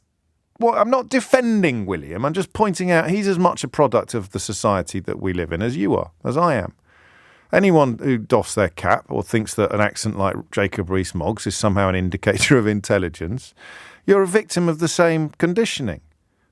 So, in William's mind, there is nothing remotely contradictory about, well, we must fix homelessness, and also I have several palaces. Doesn't cross his mind. And I think that's a bit rum, really. How does it sit with you? 0345 6060 973 is the number you need. But people like George Soros, Bill Gates, they do still subscribe to the sort of 19th century school of philanthropy, using their money to do good. That's why Soros in particular, and Gates actually, here's something clever for you. That's why they get attacked by conspiracy theorists. Because, conspiracy theorists, people own the television stations that they appear on. And the people that own the television stations that they appear on are not as rich as Bill Gates as George Soros, but they're considerably richer than Yao. And they hate the idea of people like Bill Gates and George Soros showing that, do you know what? You can actually make a ton of money using capitalism's most vicious techniques and then spend it all on curing malaria or opening up huge parts of Eastern Europe. That's why they're often at the figurehead of conspiracy theories, because the conspiracy theories come from somewhere. And they come from a place that doesn't want billionaires to be throwing their money around in pursuit of good rather than in just pursuit of more money. Phil suggests Gary Neville is a good example of how you can do it. He takes genuine, sincere action towards homelessness when and where he can, but never pretends that he can solve it. Big fan of Gary Neville, actually. We must get him on the podcast. If you see him, will you tell him? 20 to 12 is the time. I did just say that message was from Phil, so it could have been from Phil Neville, in which case we'd have to take the praise with a pinch of salt. I can't start demanding surnames. Let's go to Colette in Rochester. Colette, how does it sit with you? Let me tell you something, JB, yeah? Okay. I don't care if I come across grumpy. There's nothing wrong with being grumpy and miserable. It's a living. Yeah? It's a living, Colette. I heard this morning, and I'm not going to lie, James. I wasn't happy. Go on. I've not been happy since Saturday, to be honest with you, because on Friday we were told our mortgages were going up and people could lose their homes. Saturday morning I go and buy my paper and I see the royal family at the Ascot. Yeah. In a completely different world to the rest of us. And then this morning I wake up to hear this news. I'm not happy. Well, what do you want them to do? I mean, it is Royal Ascot. I think they have to go. I've got the list of what needs to do. So we need to first of all start with his father. And your last caller, by the way, I don't care if he's the Duchy of Cornwall or the Duke of Peckham. The bottom line is this. His dad got the inheritance tax still to be paid. If they used that money and said, you know what we're going to do? We're going to find a bit of land and build a bunch of high-rises and so we could, help England build more houses, because that's all we keep hearing about. There's a tick box for me. Instead, William gets out of a chauffeur-driven limousine to go and talk to people about, in 5 years' time, I'm going to help eradicate or help reduce homelessness. Well, you could do that in 5 minutes by selling some of your assets. So I was deeply offended, and there's nothing wrong. We're not being miserable. No. We're being truth. Yeah. This is the truth. True talk, James. That's you. True talk. Yeah, and it's true talk when I say some days I can't, because it's better than not doing it, isn't it? Isn't it? James, this is what they want you to... Listen, let me tell again, there's nothing wrong with us having a view on this or coming across as miserable about it. You're not coming across as miserable. You're coming across as delightful. But there are two universes, one in which he has done this and one in which he hasn't. Which universe is better? I want the universe where he's done this. Yeah, there you go. That's all I'm saying.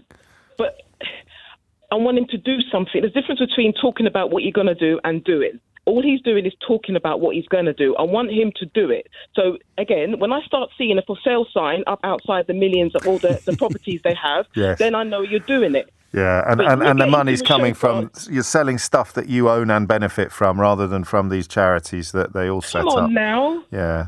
And then what, 3 million, I think you said he's going to donate money. What's that? His charitable foundation. Funds. His charitable foundation is donating. James, I don't want funds. No. I want to see bricks and mortar. When I see a high-rise being built or a couple houses being built, then yeah.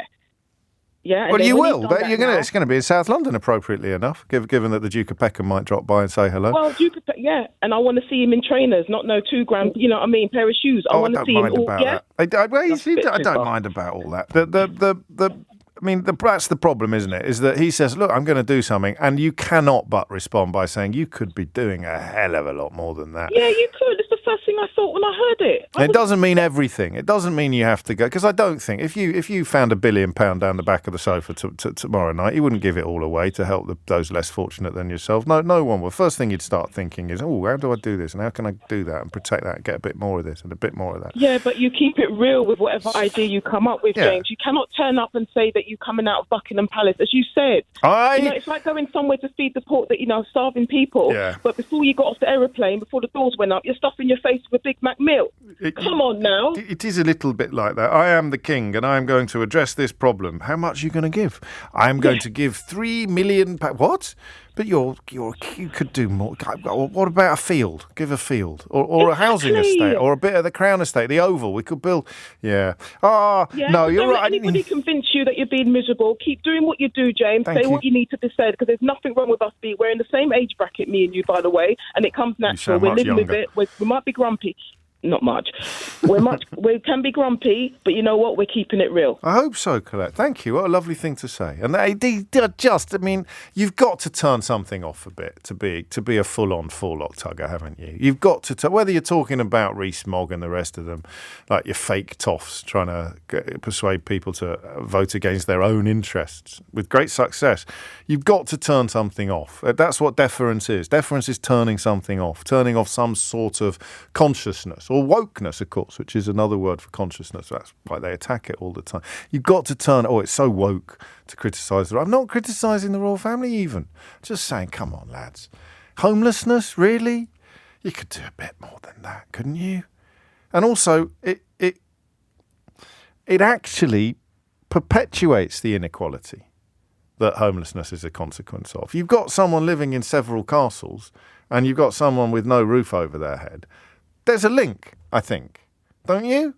That's why they wrote the hymn. To make you think the link was fine and ordained by God. That almost sounded sort of poetic, that, didn't it? It's a link, I think. Anyway, it's 11:45. Leading Britain's conversation. LBC with James O'Brien. It's 11:48. You're listening to James O'Brien on LBC. Glastonbury. Not that bit, the other bit, just over the way from where the festival was. Michael Eavis, the founder of Glastonbury, gave a bunch of land to the Guinness Trust, which is a homelessness organisation and one of the sort of progressive and modern ones that provides affordable housing and care. And these houses, new build houses, built on the land donated by Eavis, will be available for local people at affordable rents. They got Gary Lineker to open it, and that is kind of the point that we've been making, isn't it? It's Evis giving up his own land because it's where I was born, he says, where I have lived, man and boy. It's where I've brought up my family, and of course it's been home to the festival for more than 50 years now. These houses give villagers, most of whom are working families who live around here, the opportunity to live here for the rest of their lives at a social rent. It's a slightly different project to one addressing homelessness, but Evis says, I started to build these houses 30 years ago. Of all the things I've done in my life, this is the one I'm most proud of. Right? So there's Michael Evis. First name Athelstan. Did you know that? I love Anglo-Saxon names.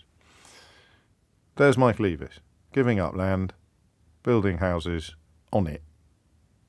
And here's Prince William, giving 3 million quid from his charitable foundation to schemes. I don't know. Julie's in Mansfield. Julie, what would you like to say? Hi, James. Good to talk to you again. Likewise. So we've spoken before when we talked about warm spaces. Oh, yes. So I have a lot of guys that come in. You do. Experience homelessness. And it's much more than just not having your own roof. Of course. And it's a little bit, to go simply, is it a bit like you can give a man a fish and he'll have a dinner for a night, or you can show him how to fish and he'll be able to feed his family for life. And I think the systems we've got at the moment to help people in situations where they can't sustain a home are not working. So we need something different. So I've not looked into what Prince William is planning to do, but I gather it's based on a system in Finland. Yes. So something new has to work. Yeah, no, carry on, sorry. No, sorry. So and I really do like it when people in a position that I'm not in use their position for good and influence. Yes. And Prince William can gather together so many more people than our local MP or the local council. The earlier caller used the word convene, which is a great verb, isn't it? Because it does. Yeah. It's a rare word because it's a rare ability. Absolutely. Convene. And it's just we've got to do. I mean, I love what the Glastonbury guy, is doing. That's great. We will need more houses, but there's so much more that goes into people being homeless. It's addiction, it's breakdown of a family, it's not being able to work, it's disability. And this all needs to be looked in before you can help people and give them a home, because I know so many people who had a home, who've been given a home by shelter or framework, and they haven't been able to cope, and they've left it.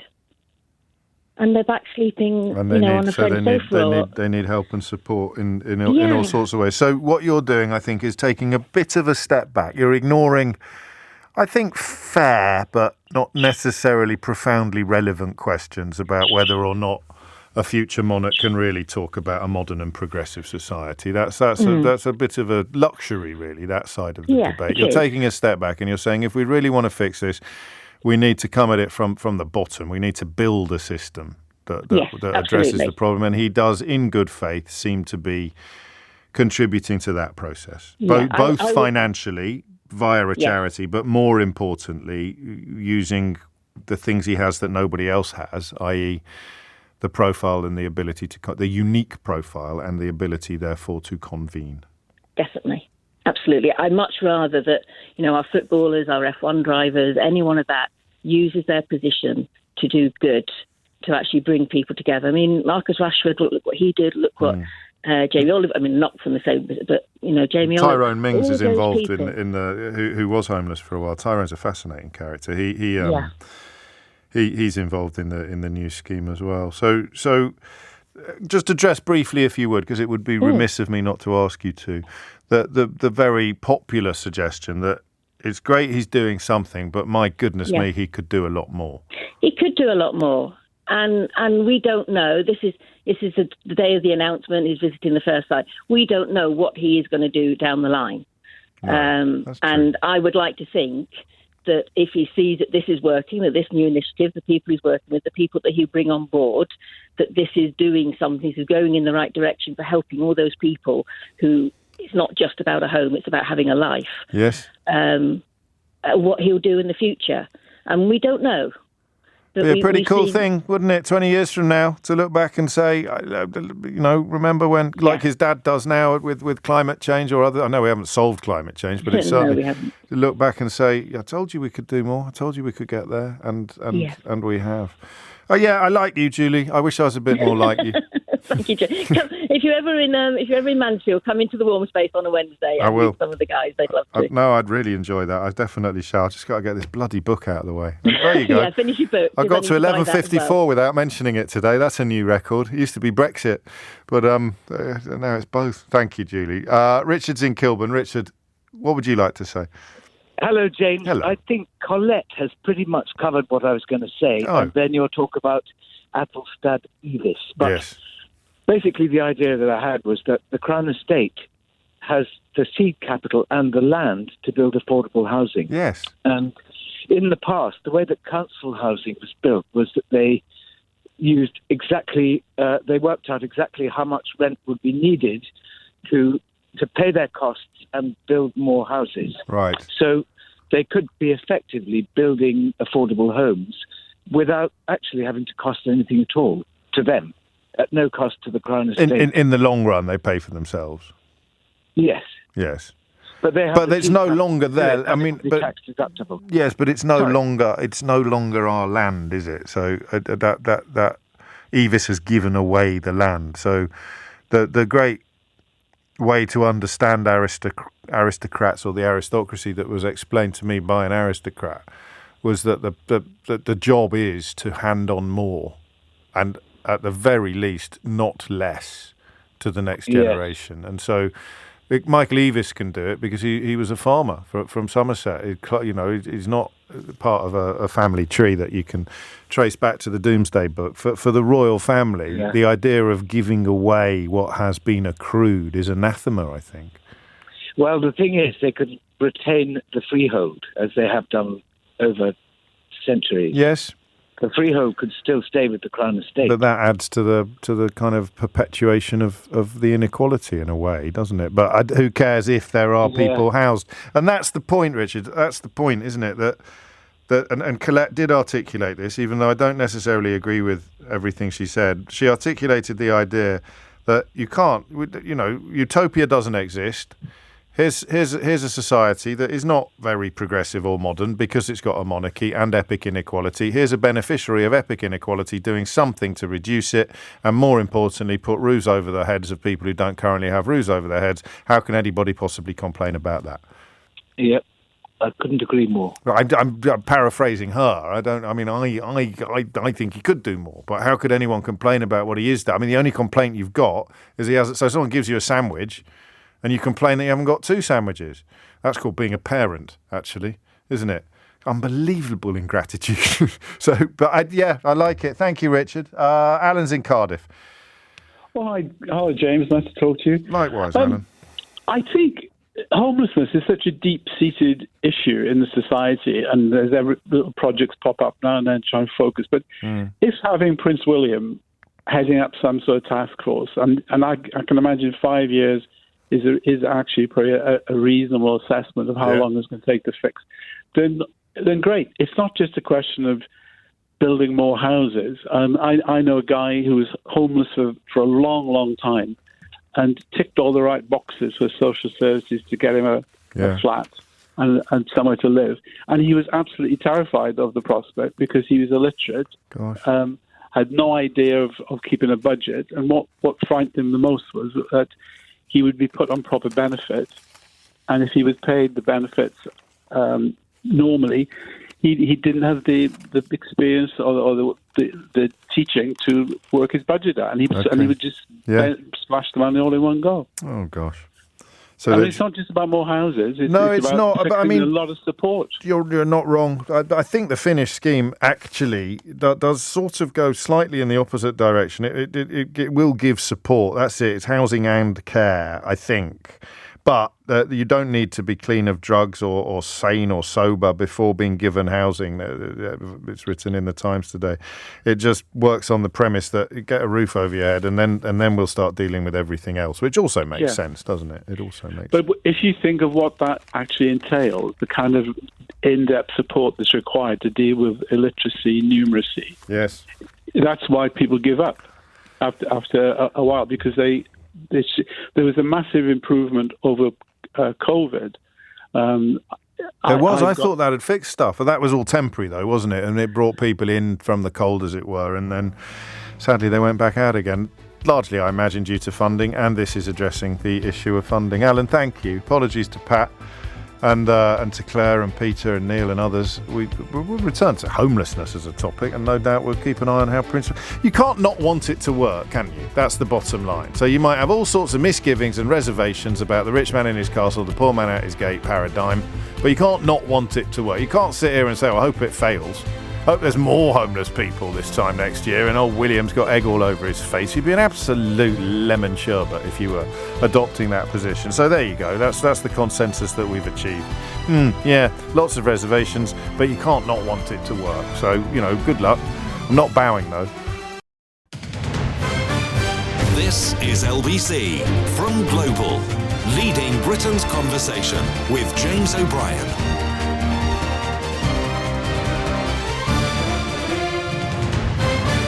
It's 3 minutes after 12. You're listening to James O'Brien on LBC. Do you know how showbiz this show is? Do you know how showbiz this show? You think just the music stations are showbiz, but we're showbiz here. Talking about Glastonbury. Guess who's listening? Gets in touch with another nugget of information.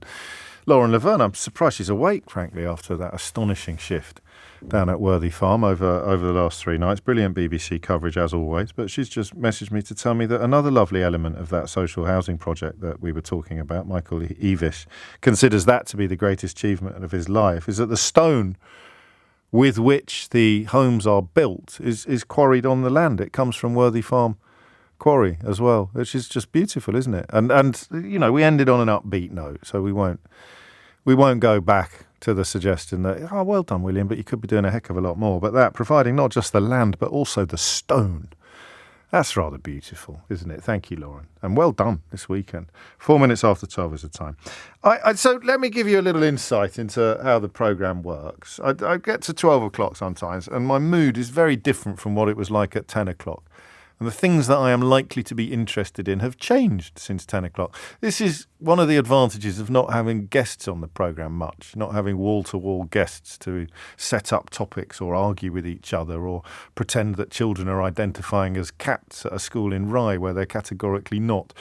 So I can change my mind. I was going to talk about either the entrepreneur who funded Just Stop Oil, saying that its extreme protest tactics are now harming the cause, which is interesting.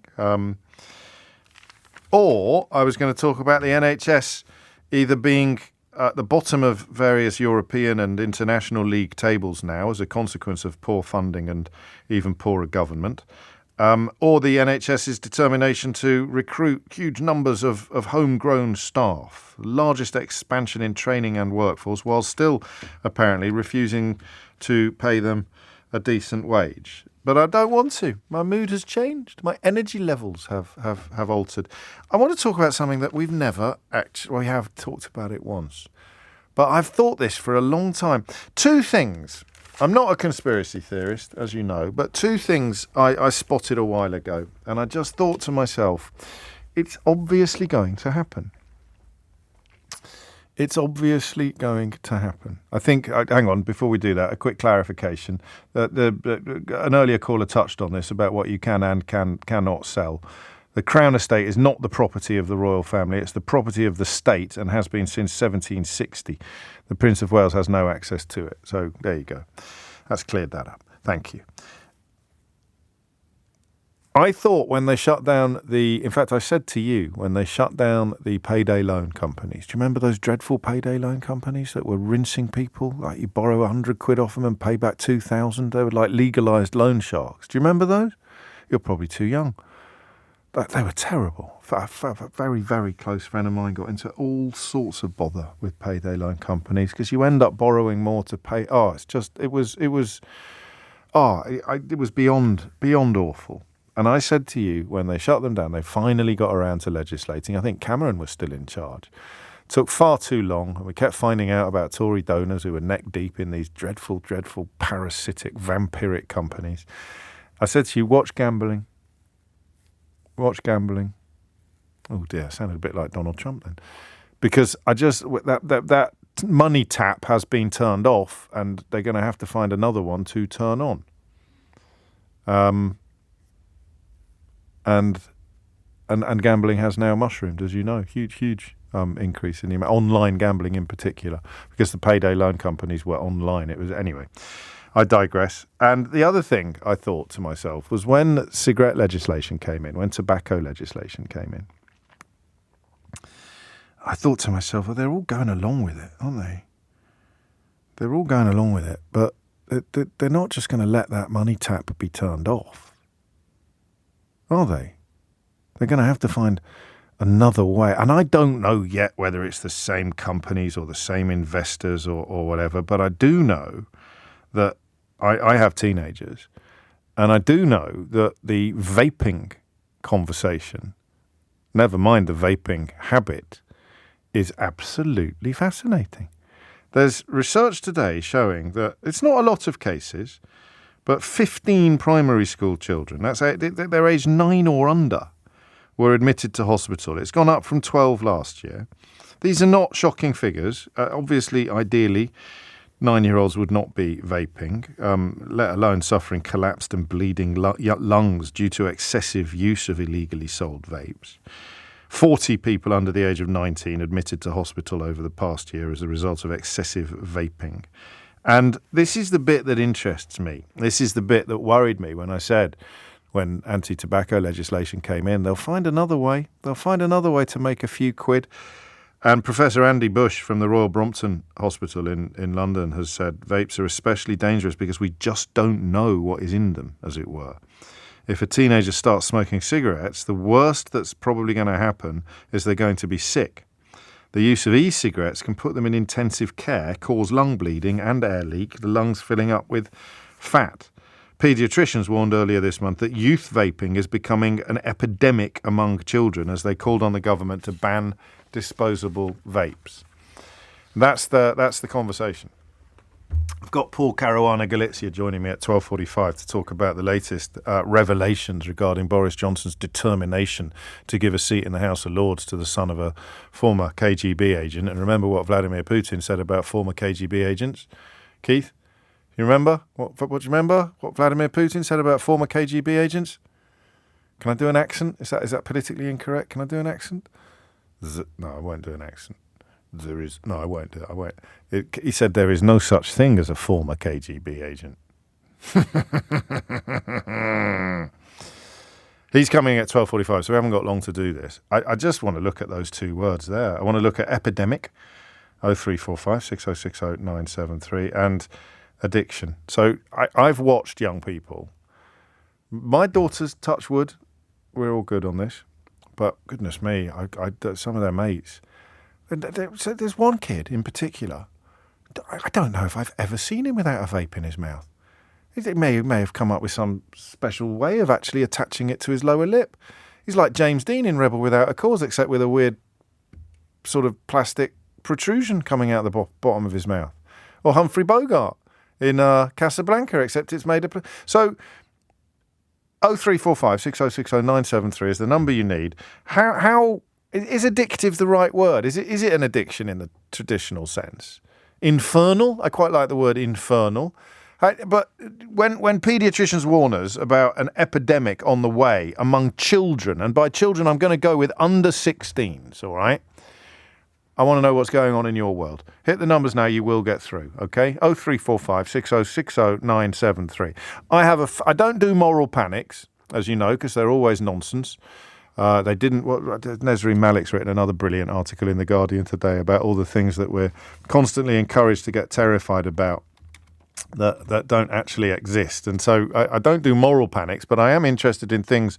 Here it is. Catchard didn't happen. Rule Britannia was not axed. Cambridge was not forced to drop white authors. No Muslim bus driver ever threw his passengers off the bus so that he could pray. And no Iraqi caught with a bomb was ever awarded thousands of pounds. Sounds like the running order for the world's worst radio phone-in show, that, doesn't it? But all of those topics have been reported in the British media and picked up or not picked up to varying degrees. So I don't like bogus moral panics, but I do like real early warnings of genuine problems. And I have been thinking for some time that the relationship between children and vaping is an absolute disaster waiting to happen. Tell me what you know. And I want to do it from the point of view of children. I'm not going to take calls from children necessarily. If I do, you have to get your parents' permission. But you and your how addicted is your child? Jeff tells me it's highly addictive, James. Don't go near it. That's from Gaff, actually. Sorry, not Jeff. People think vaping is harmless, says Caroline. It's not. Neither is second-hand vape in enclosed spaces. It can trigger asthma. Not that interested in that angle at this stage, Caroline. More interested in, when I was a kid, there was a cartoon character called Nicotine. Do you remember? You won't remember Nicotine. And Superman would encourage kids not to smoke. And I hope I'm remembering this correctly. And Nicotine was the bad guy that was encouraging children to smoke. So Nicotine would be there handing out his cigarettes. And Superman would turn up and attack Nicotine. There's nothing like that at the moment for vapes. There's nothing that is, if you like, focusing the encouragement to reject vaping. I don't see it anywhere. I walk into a shop. I mean, I know nothing about this, actually, so it should be quite interesting for me, at least, even if you know it all already. I walk into a shop. Someone walked in the other day and said, can I have 3 ocean mists? Or something like that. I thought, what's he buying? Why is he asking at the till? Why are they selling shower gel from behind the till? He said, I have 3 ocean mists and a lemon crush. I thought, that sounds nice. And he was buying vape stuff. And he was a grown-up. But they look like sweet shops. The colours, the branding, the names, all of it. So how bad is it? Seriously. It seems to me that we are tiptoeing into another fairly large potential health crisis, and that we have taken the obvious ills of tobacco, nicotine addiction, and cigarette addiction, let's call it, and we've just, I think, really been remiss. We've had our eyes shut while they've just been replaced with vapes. So tell me about the teenager in your life. How hard is it to get them off vaping, and how much vaping are they doing? 0345 6060 973. We've only got half an hour, so don't hang around. It's a fairly straightforward question, but if I see the word epidemic, that's more interesting to me than it's tragic that 15 kids have been admitted to hospital with collapsed or bleeding lungs, but 15 is a tiny, tiny percentage. I'm looking not at people giving up smoking, using a vape to give up smoking, which is how it was sold to us, and that's probably still quite a good idea. I'm looking at kids taking it up and then not being able to stop. How big a problem is that in your life? 0345 6060 973 is the number you need. It's 12:15. Leading Britain's conversation. LBC with James O'Brien. It is 18 minutes after 12. That's it. Nicotine cannot survive without his cigarettes. Superman is able to defeat him by taking his pack away, causing him to cough up brown dust and then crawl away. We need a nicotine for vapes. Or do we need a nicotine for vapes? Are vapes capturing the children of the country in an insidious and dangerous way? Anthony in Southampton, quite a few people pick me up on this, mate. And the answer is, I have no idea. I've mentioned this before, but you seem to say cigarette and not cigarette. I don't know if you can hear it, whether it's a public school way of saying it. It's definitely not a public school way of saying it. I don't know why that is. I've always said cigarette. I thought it was the other way. Anyway, that's very boring. Joe's in Biggleswade. Joe, what's going on? Hi, James. Hello. First time caller. Welcome. Great fan. So a little bit nervous. It's only me. So I found a vape in my son's room. He's 13. About 6 months ago. Right. And I asked him about it, and he said, "No, it doesn't belong to me, Mum." He said, "I was looking after." Yeah, I was looking after it for a friend. Yeah, of course he is. Okay. I said, "Well, you can tell your friend that it's in the bin now." Yes. And then I was tidying his room about 3 months ago, and I pulled out from the back of his bed, which I thought was a dirty pair of socks. Yeah. And actually one of them had 3 vapes in it. No. Yeah. Okay. So I asked him about it, and he tried to put his case across to me on all the reasons why I should allow him to vape. Gosh. That it's not as bad as smoking, and if it was bad, all the people wouldn't be doing it, and that all his friends do it, and he doesn't want to be the one that doesn't do it because he looks like the nerd. Well, I've got some sympathy for the last bit, actually. I think that's how many of these things have worked over the years, isn't there? Absolutely. That's how I started smoking at 9 years of age. There you go. 9? You know, I don't smoke. I don't smoke now. I've not smoked for many, many years, and I don't vape. But 9? So 9 is young, though. Yeah. Don't tell him that. No, of course not. No, Jesus, he'll use that as even more of an excuse. And then he promised me he'd stop, and that he wasn't going to do it anymore, because I said to him, I'm not giving you no more money because it's quite clear where your money's going. Yeah. And then I was moving his room. He decided he wanted his wardrobe on another side of the room, and I'd done that. And lo and behold, 4 vapes behind his he's got wardrobe. them everywhere. These guys, they're falling out of the woodwork. And when I told him about it, he said, "Oh, that's where they went." I went, "What do you mean that's where they went?" I like this lad. He's got some chutzpah. What are you going to do about it? What can you do about it? Well, what can I do? You tell me, James. I told him that if I ever walk down the road or drive down the road and he's vaping with his friends, he'll have more to worry about, because I will get out the car and actually absolutely obliterate him in front of his friends. I will then make sure that he tells me the shop that I've got a fair idea on the shop that I think's selling the children these throwaway vapes. Yes. But what can I do? Sometimes I drive to pick him up from school, and I see the kids piling out of the school, and they're not even off the school ground. They're all at it. They're all at it. Do we know how addictive it is? Have you spoken to him about that? He told me that when he was putting his case towards me and he was saying, all the reasons why I should let him vape, I said, no, at the end of the day, you're 13, you're a child. If you want, we'll go to the police station and you can tell the policeman all the reasons why you should be doing something that's clearly illegal. And he said, yeah, but Mum, he said, the one thing you're forgetting. I went, what? He said, I actually can't be without it now. He said, I think there it is. I'm addicted to it. Oh, bless him. He said, I think I actually need it, because when I don't have it... Well, he will. It's nicotine. It's nicotine. He's addicted to nicotine. He's not breathing in the carcinogens and stuff, so it's preferable to what you were doing when you were 9. But it's still... Okay, all right. I didn't have parental guidance. No, I know. But it is nicotine, so he's got a full-on addiction. And that was quite poignant, the way he just sort of acknowledged it to you, that I don't think I could give it up even if I wanted to now, Mum.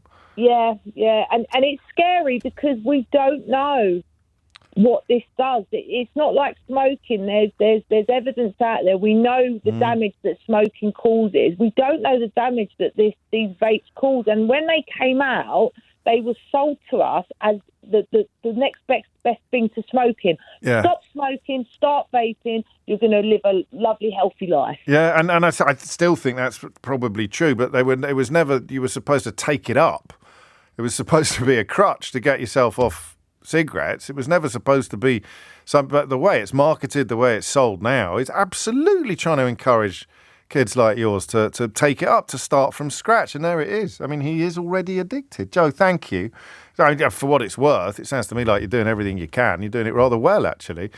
But still, Kaylee goes further. I'm a youth worker. The kids depend on them, James. I'd say 90% of teenagers between 13 and 17 that I work with are vaping. What's more worrying is that they tell me their parents are buying them for them.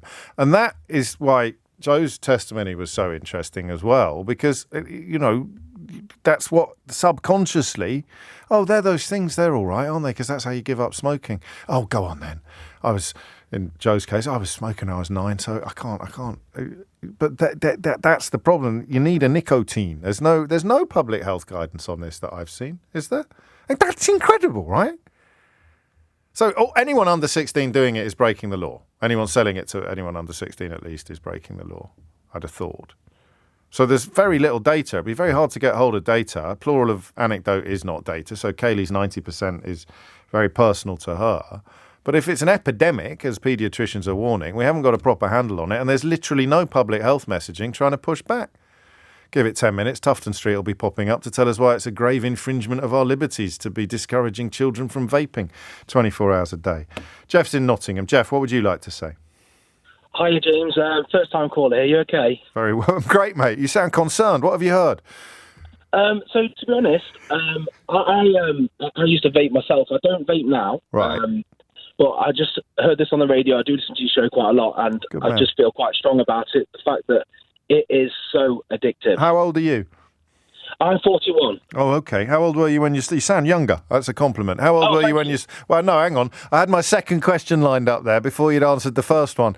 And I was going to say, how old were you when you started? But if you're 41, I don't care. It doesn't matter how old you were when you started. You were a fully functioning adult when you started. How quickly did you get addicted? Do you know what? The way to explain it, I mean, I've smoked before, I then vaped, I then stopped smoking, stopped vaping for years, for about 3 or 4 years, and then started vaping again. But it just took one time. So, for example, I wasn't smoking, I was off everything, didn't smoke, didn't vape. And then at a barbecue, somebody offered me a vape. I was like, no, thank you.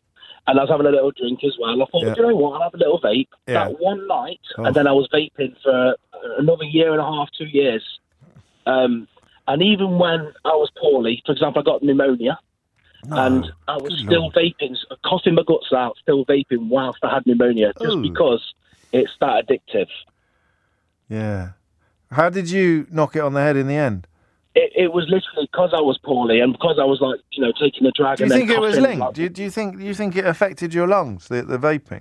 I'm not blaming that for that, no, but it was just the fact that, for example, I was that poorly and I was still vaping, and I'm thinking to yourself, because normally you wouldn't do something that's going to make you cough like that. And it's like, no, I'm still trying to vape through it, my lungs are really hurting, I'm coughing, but because it's so addictive, I'm still trying to do it. But if you stop it, for example, for 3 days, I think that's the time, then it's out of your system because it's psychological.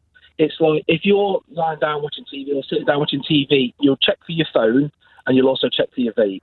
If, for example, you left your vape at work, I remember before I was 45 minutes away from where I was working, and I was considering, and I did actually drive to work to go get my vape. Crikey. But you see these ones that you buy, these disposable ones. When did they start? When did they start knocking about? Do you know?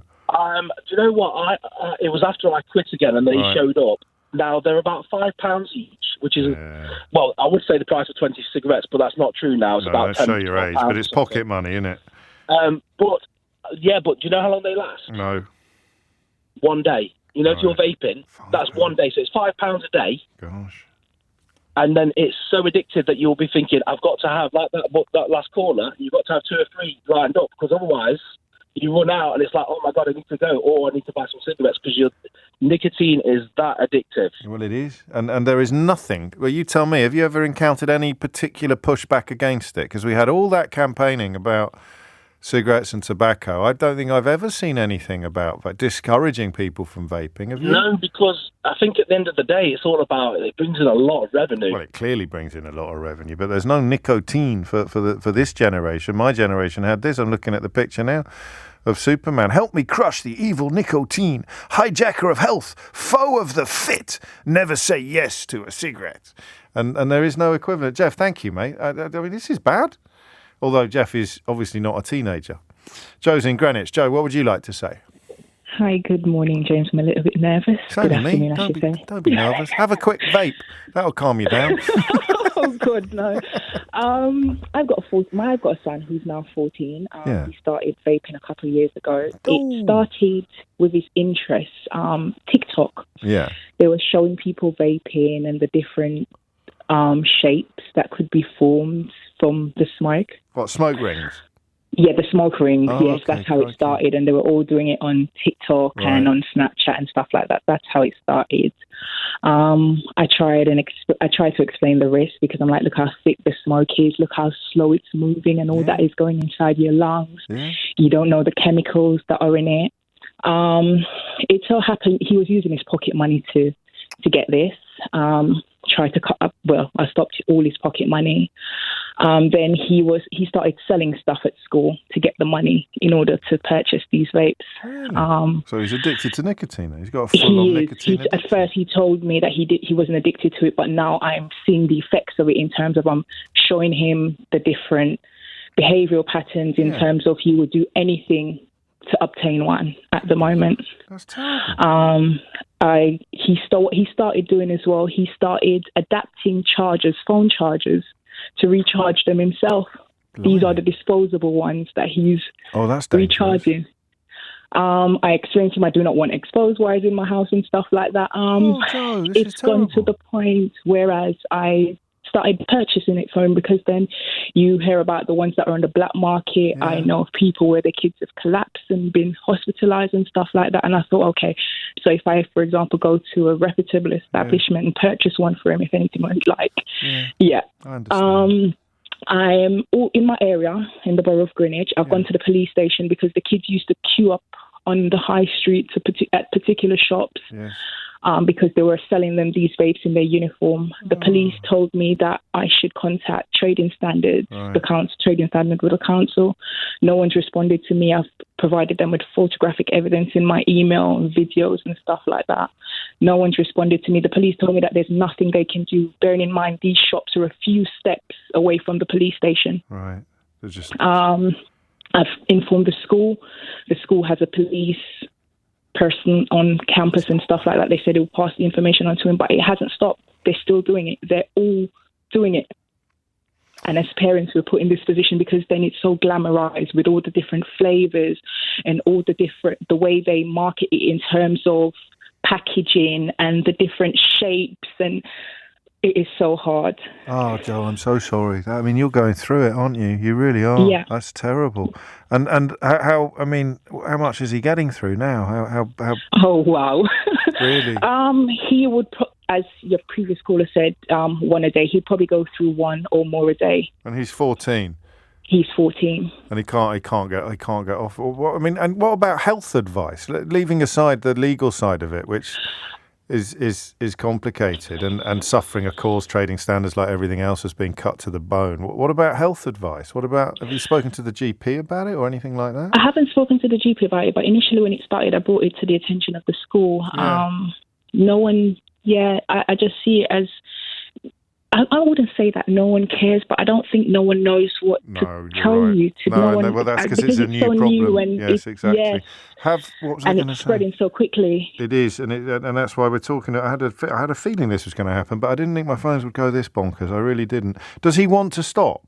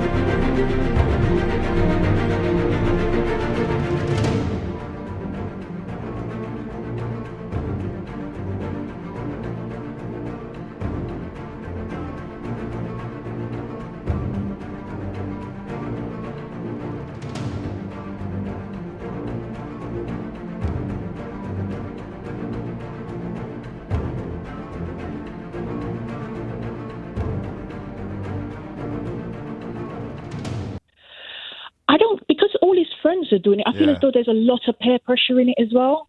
Because that's the problem, isn't it? If he wanted to stop, you could get some help or advice. I don't know whether patches would help, or because you've got to get him off the nicotine. But they don't want to stop, do they? That's the point. No, they don't want to stop. And then you have social media that is just glamorizing it as well. So even if I said, okay, you're staying in the house, I'm not letting you out, then he sees it on social media via TikTok or Snapchat or wherever it is, and all his friends are doing it. So there is no safe place, really. Yeah, I know. And listen, it could be worse. There's much worse things that they could be getting addicted to. It's quite, the dangers of cigarettes come more from the carbon monoxide, the tar, and the other toxic chemicals in the smoke. Nicotine is very, very addictive, but is relatively harmless. But as with these disposable ones, the fear is that we don't know much about what's in them. We don't know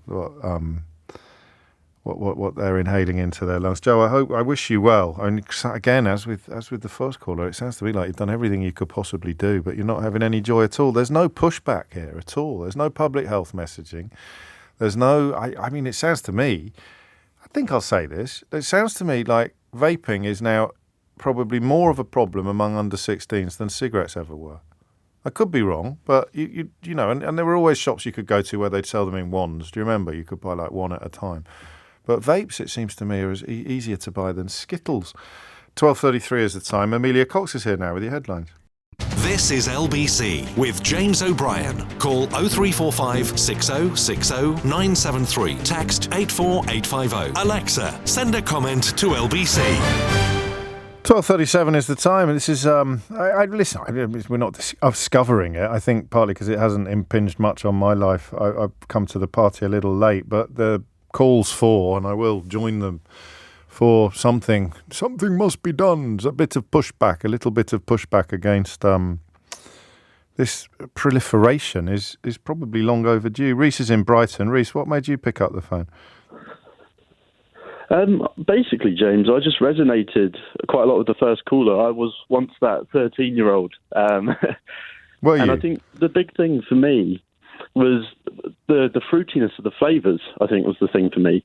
Because you have all of the dynamic where, you know, socially all the other friends are doing it and stuff like that. So there is that pressure. But I think if there was just a tobacco flavour or a plain flavour, I definitely wouldn't have done it. So I would argue that's quite a big factor for it. And I mean, and is that aimed at teenagers, do you think? Because it's the same flavours as sweets, isn't it? I know how I'm sounding very old, but it is the same flavours as confectionery. Absolutely, yeah. That's the thing. I understand, you know, why the taste of tobacco might not be the nicest for someone coming off cigarettes, moving to vaping, for example. Oh, yeah, that's true. However, you don't need things like cotton candy and tutti frutti. I don't see how any adult palate is going to think massively. It's appealing to your taste buds. So you're getting addicted to nicotine while you're actually having your taste buds tickled. How bad did it get with you? Exactly. So I was caught, I would say, once or twice, actually. And my father, who's from South African origins, right, he caught me the second time, and he packed me up into the car, and took me down to the police station. It was like, go in and tell them what you've done then. And I just remember it was like a mini Scared Straight program. How old were you? I was, How old? I was 13 at the time. Did you go into the police station? I mean, they must have been trying not to laugh, mustn't they? Police officers. I didn't. Luckily, I didn't go in. But I was. So he just gave you the scare, and that worked, did it? That helped you knock it on the head. Oh, absolutely. Okay, the phone's gone a bit weird there. So you've got a lucky escape, robust parenting. John's in Bonnyrigg. John, what's going on? Hi, James. I'm a first-time caller, and welcome. You've hit one of my two trigger ones. Go on. Vaping and other bullying, but the vaping, I've had so much issues with my son. Go on. The 3,500 to 4,000 puff vapes, they are absolutely horrendous. They're the disposable ones, are they? Yep. Right. Yeah. But there's one brand that I caught my son using, Elux Legends. Right. Every time you take a puff or a toot or whatever you want to call it, it's equivalent to drawing on 280 cigarettes in one go.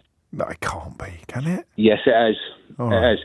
These things, the illegal ones, are filled with creatine, caffeine, nicotine, the flavour, and whatever generates the puff. How old was your boy when he got into it? 13, 14-year-old. And he probably even now doesn't think it's dangerous, or? No, he doesn't. I said, you need to get off it. He says, no, it's my body. Well, it's like, I don't know what the comparison is, like Alco Pops, but it's aimed at children, isn't it? It's. Yeah, I mean, I'm buying him a vape now. He's still under 18, but I'm buying it because the shop that I buy the stuff from, it's the guy only sells medical. So you're the second parent to say that you're getting it for your underage child, because that way you can be sure that they're not inhaling the absolute unknown and quite possibly illegal stuff. Yep. Well, to put it in further context, a 20ml disposable vape is equivalent to doing 80 cigarettes in one go.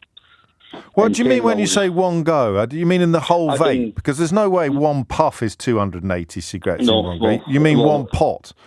No, actually. No, it can't be. It could be, because the tank in the 3,500 ones is a 50ml tank. Right. They're illegal.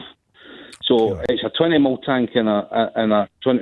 It's to do with the percentage. Yeah, no, the amount of nicotine that is in the tank is equivalent to 280 cigarettes. Yep. Yeah, okay. So, that I can get my head around that. I thought you said one puff was equivalent to 280 cigarettes. Well, that's what the guy in the shop told me. One puff. Listen, I hope I'm wrong. I hope I'm wrong. No, I hope I'm right. I'm wrong. I hope I'm right. I hope you're wrong. There we go. We got it the right way around in the end.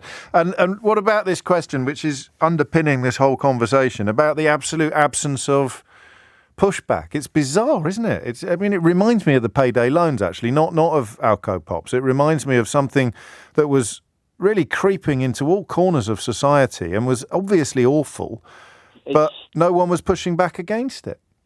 It's scary how there's no action being taken against it. How they should be more taxed, because it is the tax cigarettes. Why they're not taxing these vapes harder? So or making more distinctions. I mean, it seems to me like what you've done is, because you need it to be a relatively straightforward choice for people trying to give up cigarettes.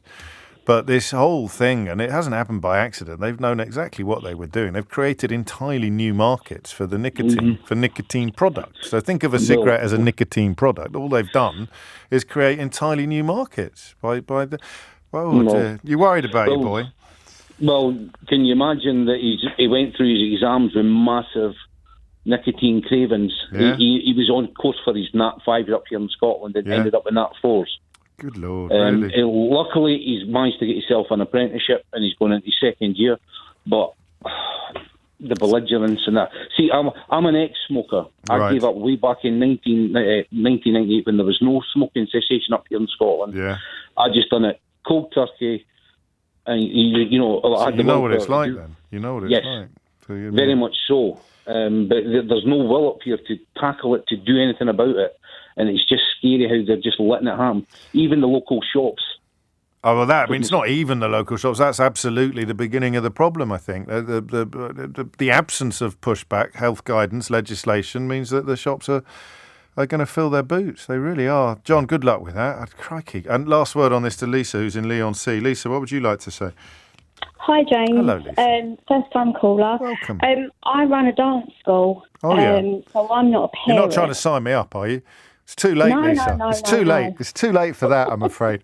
Those days are over. Go on.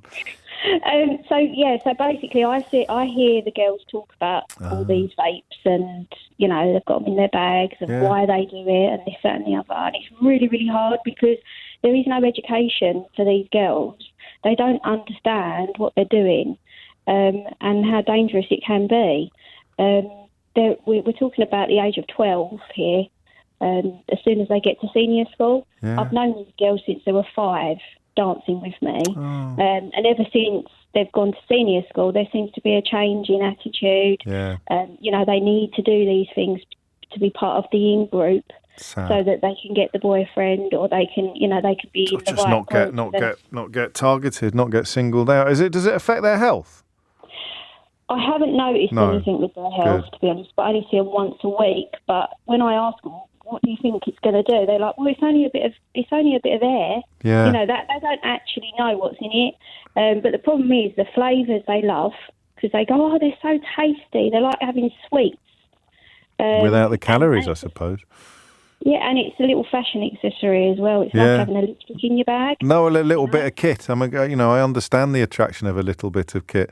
It's weird, this, isn't it? Because I mean, the scale of it and the potential problems that it causes being met by pretty much zero resistance. I mean, here's one here. It says, my 12-year-old daughter and I noticed a vape shop opened around the corner from her school, and I was shocked to hear her say that the shop owners were smart because they'll make a killing being near the school. I mean, they're buying them with their pocket money. Yeah.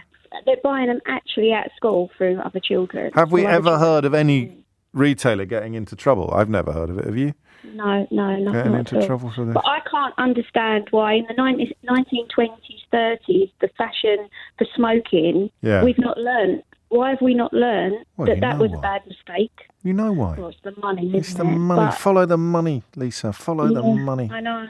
It's the same old story. They've just replaced one nicotine product with another because the amount of cash at stake was far too big for them to walk away from. And I don't know where fingers point, but you could perhaps have, well, you could definitely have moved further and sooner. But I think the part of the problem is that the original vape, as a means through which to give up smoking cigarettes, was a good thing.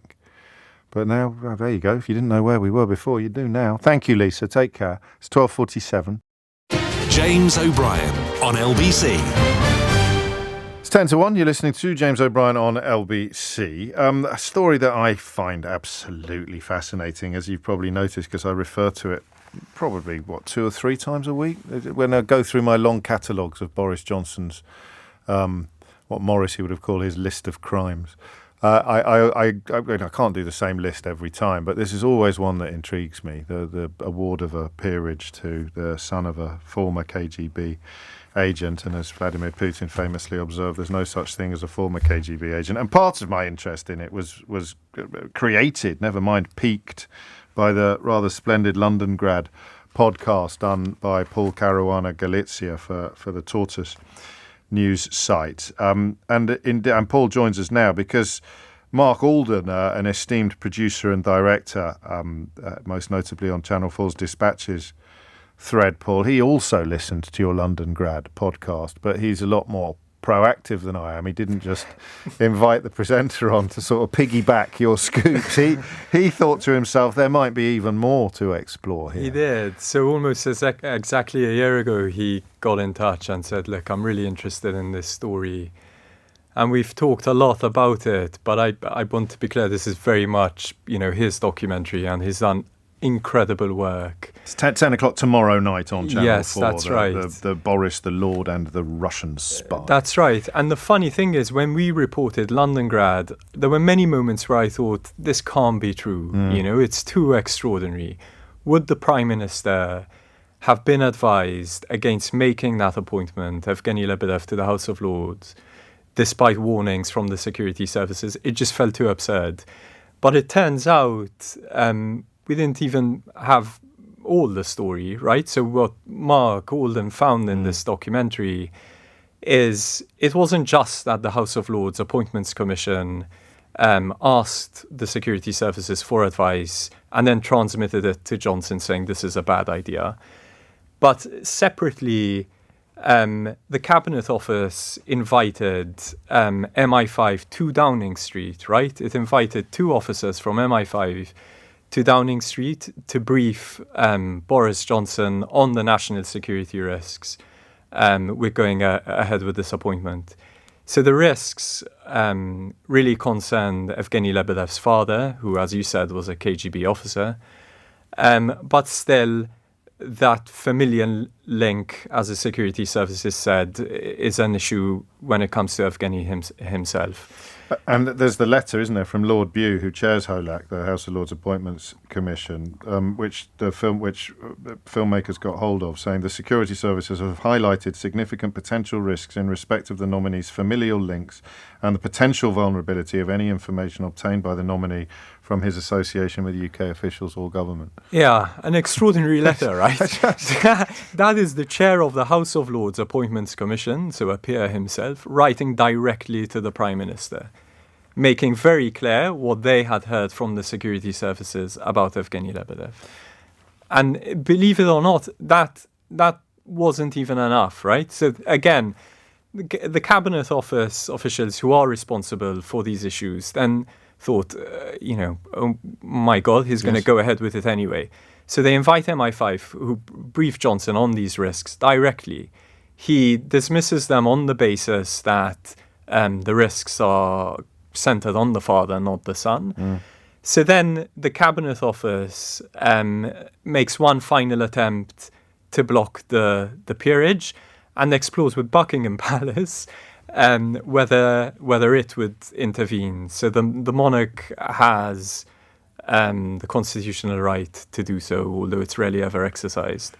And the palace declined, fearing it would be too controversial, too political. This is in July 2020. Yes, that's right. So Lord Bew's letter is dated the 23rd of July 2020.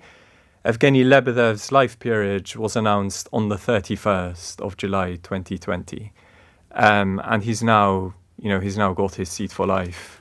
And of course his father has subsequently been sanctioned by Canada in May of 2022 as part of the response to the illegal invasion of Ukraine, along with 13 other Russian oligarchs, but not sanctioned here. And we should remind ourselves about the party, shouldn't we? On the night he was elected, Johnson turned up at Lebedev Senior's party. That's right. Yeah. So it was a 60th birthday party at one of their places in London, and it was right after Johnson's election. A very opulent, very luxurious party, and not the first that Johnson attended. That was hosted by the Lebedevs. So he went all the way to Tuscany, didn't he? Yes, that's right. Many lost his security detail on the way. Yes, that's right. I'll read a spokesman for Evgeny Lebedev. This is what he told the documentary makers. He is familiar with the security advice and understands no such attempt was made by the security services to persuade the PM to withdraw the nomination. Was it you or was it Mark Alden who? Because Dominic Cummings has said that he was in the room. Was that you or Mark? That came out later. So we reported in the podcast that the House of Lords Appointments Commission, so Lord Bew's commission, had received a warning. What we didn't know at the time was about the direct approach, so MI5 to Johnson directly. Right. Also the attempt to get the palace to intervene. That was Mark Alden's work, and it features in this extraordinary documentary. There's more in it as well. So he kind of looks into the Italy trip you mentioned, where Mark learned that Italy's security services were in effect monitoring Alexander Lebedev's villa in Umbria, because Italian MPs were also going there, which is how they noticed Johnson was going there, and found themselves following around Britain's foreign secretary in Italy. I forget exactly what the phrase was when the Canadian government sanctioned him, but it was something like inner circle, wasn't it? Yes, and directly enabling and supporting Vladimir Putin's war. Putin. He's also been sanctioned by Ukraine for the same reason. I mean, obviously we'll be watching it and urge everybody else to do the same. Boris the Lord and the Russian spy. Alexander Lebedev has been approached for comment, and Buckingham Palace have also declined to comment. But we're left with the question that we were left with last time, aren't we? Which is, Johnson is not slow in abandoning people when the opportunity arises, as Nadine Dorries has recently discovered, of course. He's worked a lot harder to get Evgeny Lebedev into the House of Lords than he has Nadine Dorries.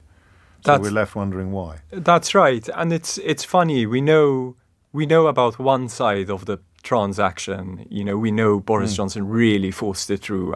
That's the thing about Cummings, wasn't it? Is that he's told us Johnson was furious. Yes, that's when he was told of serious reservations about this elevation. That's right. He said he was in the room when it happened. Yes. So, there was some cost and risk to Johnson himself, not to say of the entire country, really, because this is a national security story. What we don't really understand is why he was so determined to make that appointment. And partly it could be the obvious that Evgeny Lebedev supported Johnson so intensively. Not as intensively as Nadine. No. Or some other. That's right. Some other she might be reading this story a bit. Fit into the available space. That's on Channel 4's Dispatches. You appear, I think, on the programme, but as you remind us, it's the work essentially of Mark Alden. Running with a ball that you passed to him. Paul Caruana at Galizia have taught us many thanks indeed. Thank you. No, always a pleasure to see you. If you missed any of today's show, that programme, 10 o'clock tomorrow night, Boris the Lord and the Russian spy. Couldn't make it up. You missed any of today's show, it's all there. Global Player, whole show podcast. All our shows are there, all LBC shows. Download Global Player for free. I forgot to play you a bit of Wendell Pierce, because Paul's story is so fascinating, but this week's Full Disclosure is brilliant. You should really check that out. I'll play you a little bit of Wendell Pierce tomorrow.